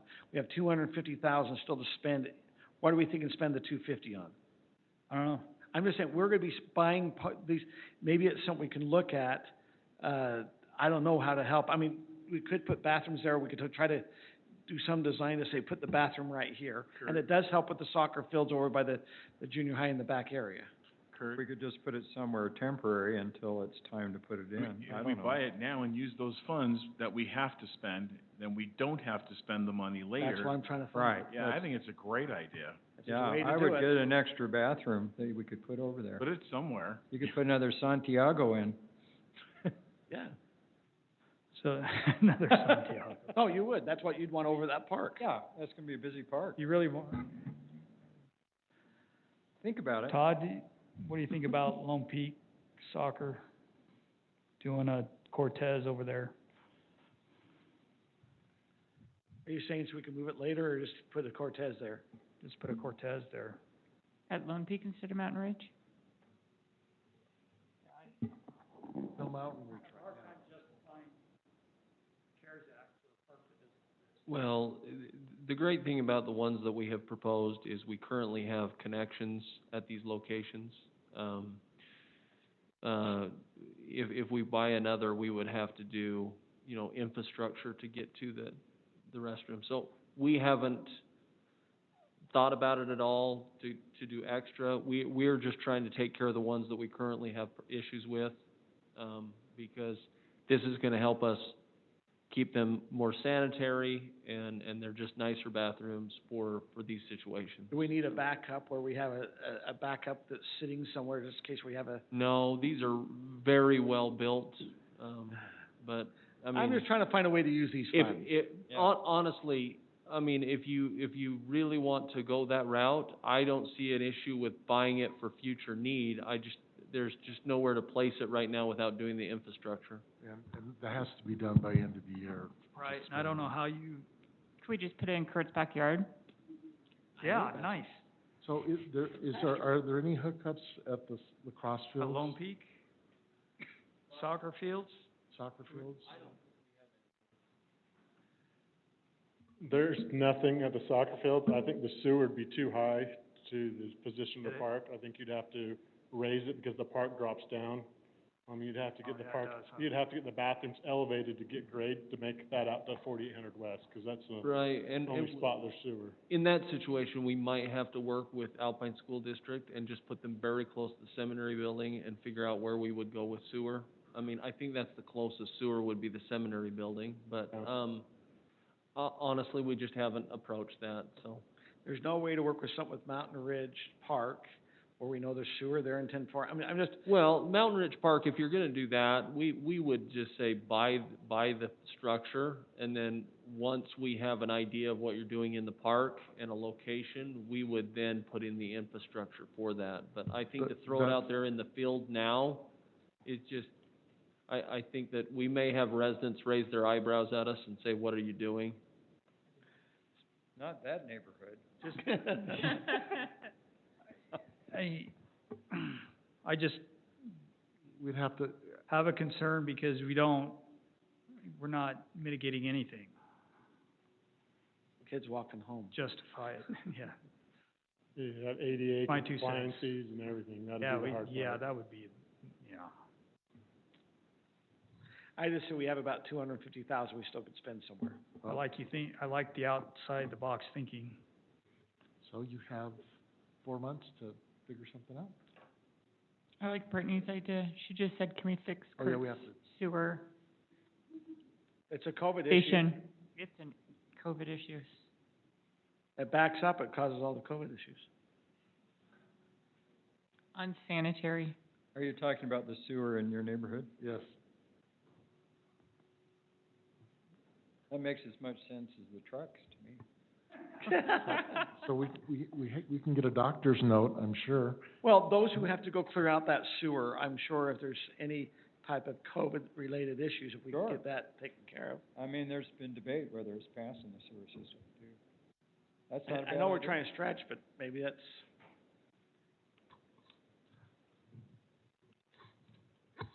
Yeah, so we have 2 months to spend the money before we have to get, or to have it earmarked for spending before we have to give it back to the county. And then the county will find a way to use it. You know, it is possible that we could do our own program, you just replicate the counties. But I would check first to see if Highland businesses took advantage of the program that they had. That makes sense, and I mean, I realize that seems like a big project to try to take on right now. I just, Because you have to come up with the program, you have to administer it. yeah, and you have to be fair about it. Like, I get that, I don't So know, that you was just feel the for these thi- small businesses who, I mean, I don't know, maybe they're fine, but Anyway, I I wanna got, support them. the only person that replied to me from all the emails I sent, I think I got 2. And the one, the dance studio, The Point, replied and said, thank you. And then they did a nonprofit version of the same. I think they were handing out $5 million to nonprofits. And I sent a note to the Alpine Community Theater to say, hey, that maybe you could take advantage of this. well, that's the other thing, maybe the Arts Council or something like that could look at something. It would have to be things that have been negatively impacted by COVID, but the arts, some of the Arts Council activity certainly has. And Be able to have the art show, because they couldn't have people come in, there's, they've been really affected, because that was one of their big fundraisers.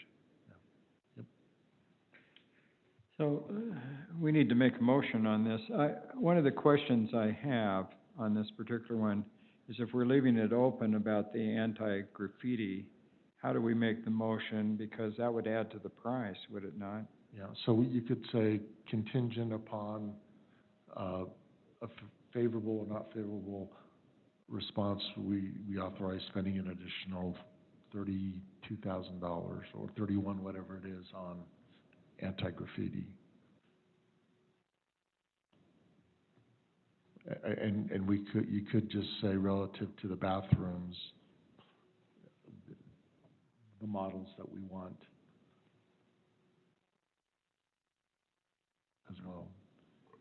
I don't have any problem with it. I just wonder how you leave it open-ended. Oh, you'd have to say this specific amount under this circumstance, and. Right. So if you did anti-graffiti on the 4 bathrooms, it'd be about $32,000, is that correct? I think that's Extra what, funds. that's what he said, right? That's a good guess, rough, yeah, I think And it the was 31. 608,000, is for the Cortez and not the Denali bedroom, or bathroom, because there's 15,000 difference in price there. I think I think it was the Cortez, so that. It was the one that was factored in the 608,000. So you'd knock 15 off. I just would rather spend that 32,000 on motion detector lights and cameras, because then you're being preventive instead of reactive of a crime. Yeah, that wasn't, was there an option for motion detectors and cameras on the list? But we could do those ourselves, right? You've got power in the building. Well, and signs, and I think we ought to put come up with some sort of fine. That we can do independent of this, Yeah. because that's an add-on that we would do. I agree with Kim, though, the motion active lights, I think, are important. Outside the bathroom. Okay, well, we could make that part of the motion to ask staff to do that and let us know what the costs are. And maybe do a not to exceed. Is there any really rough estimate as to what the cost of motion detector lights and cameras would be?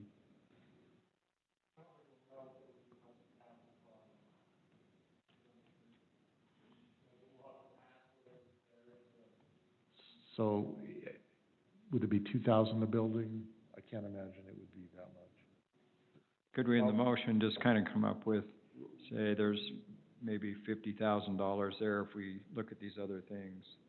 Or you just say, ask staff to do it, and then come back and approve the amount. We could approve the extra later. Yeah, you can approve the extra later. Okay. So I'll make a motion. Okay. I move that the city council adopt the resolution approving contracts with CXT Precast Products for the purchase of 4 precast concrete restroom buildings for approximately the amount of $608,009, with instructions to the city staff to investigate and price the anti-graffiti coating, and look at motion sensors and lights and other ways to help prevent vandalism, and they can bring that back to the council for further motion. And do we want to say on the anti-graffiti that if it's, just specify an additional 32,000 if it's favorable, so that way they can make that order right away? So moved. Did you get that? Yeah, just, add the 32,000. And I'll second that motion. A motion by Scott, second by Kurt. All in favor? Push your buttons, or not.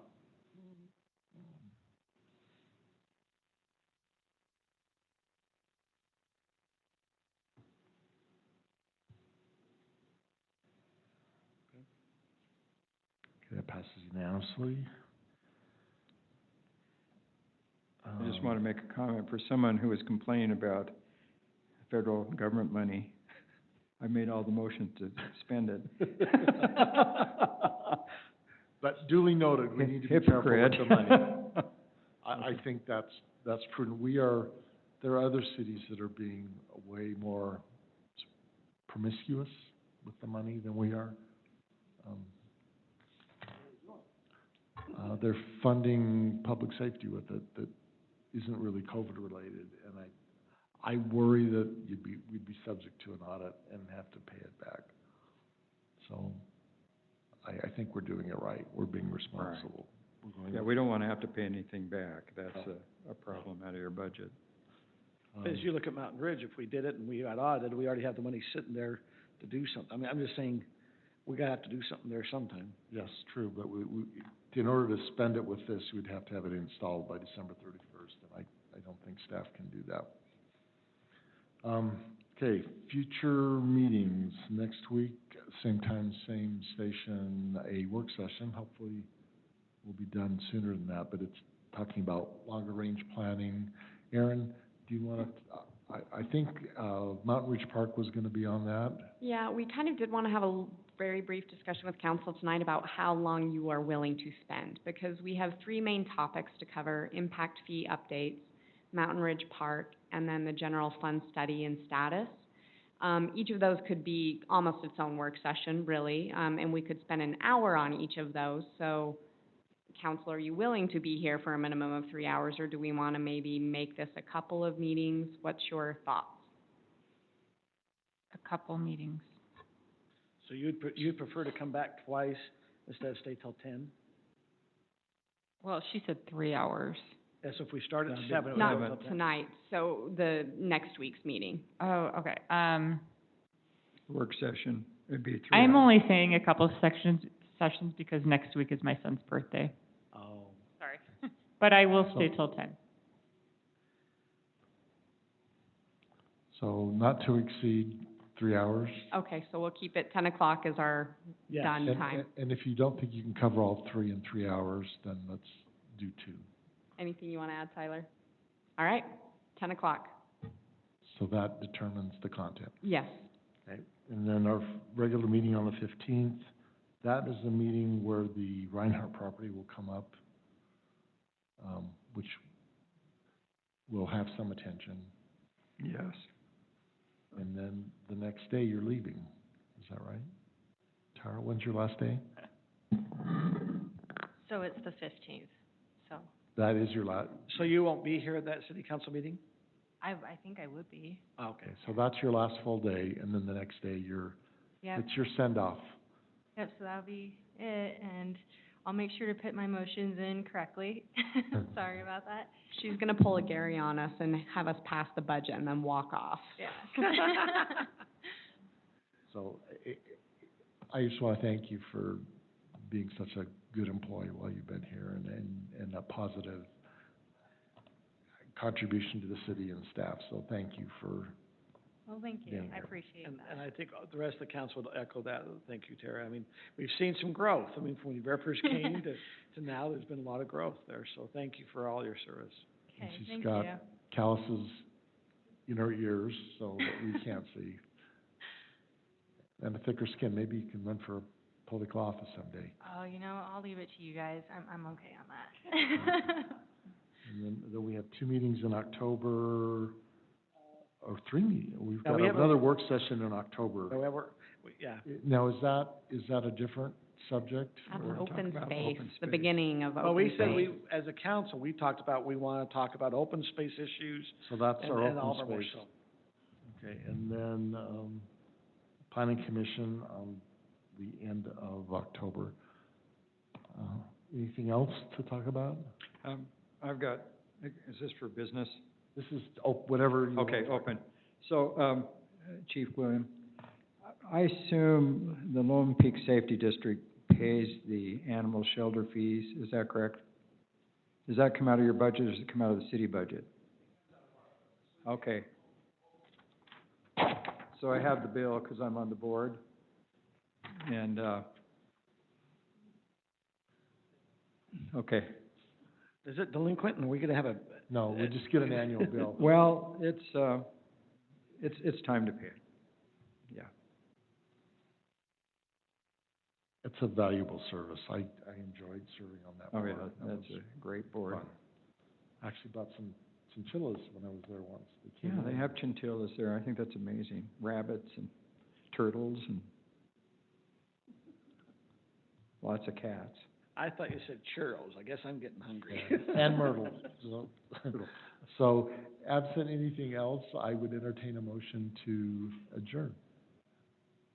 I so move. I'll second it. Moved and But seconded. Wait, we have an executive session. Well, but don't we have to adjourn this meeting and then go Yes, to? well, you adjourn into an executive session. Was there an executive, closed session, it's on there. Yep, sorry, I missed that. Adjourning to closed session. Well, you have to Well- state what we're adjourning for. For litigation, one.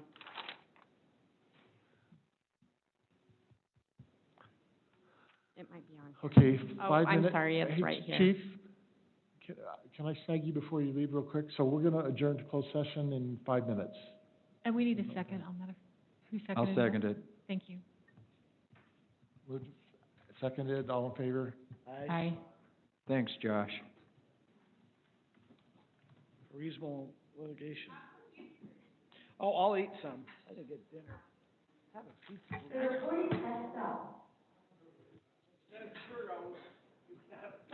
We have turtles. See, I brought crap snacks, 'cause I don't know what I was thinking. I was worried about Tim, that he wouldn't have dinner, so I brought snacks for him, but then I shared the bread with him. Going in the back?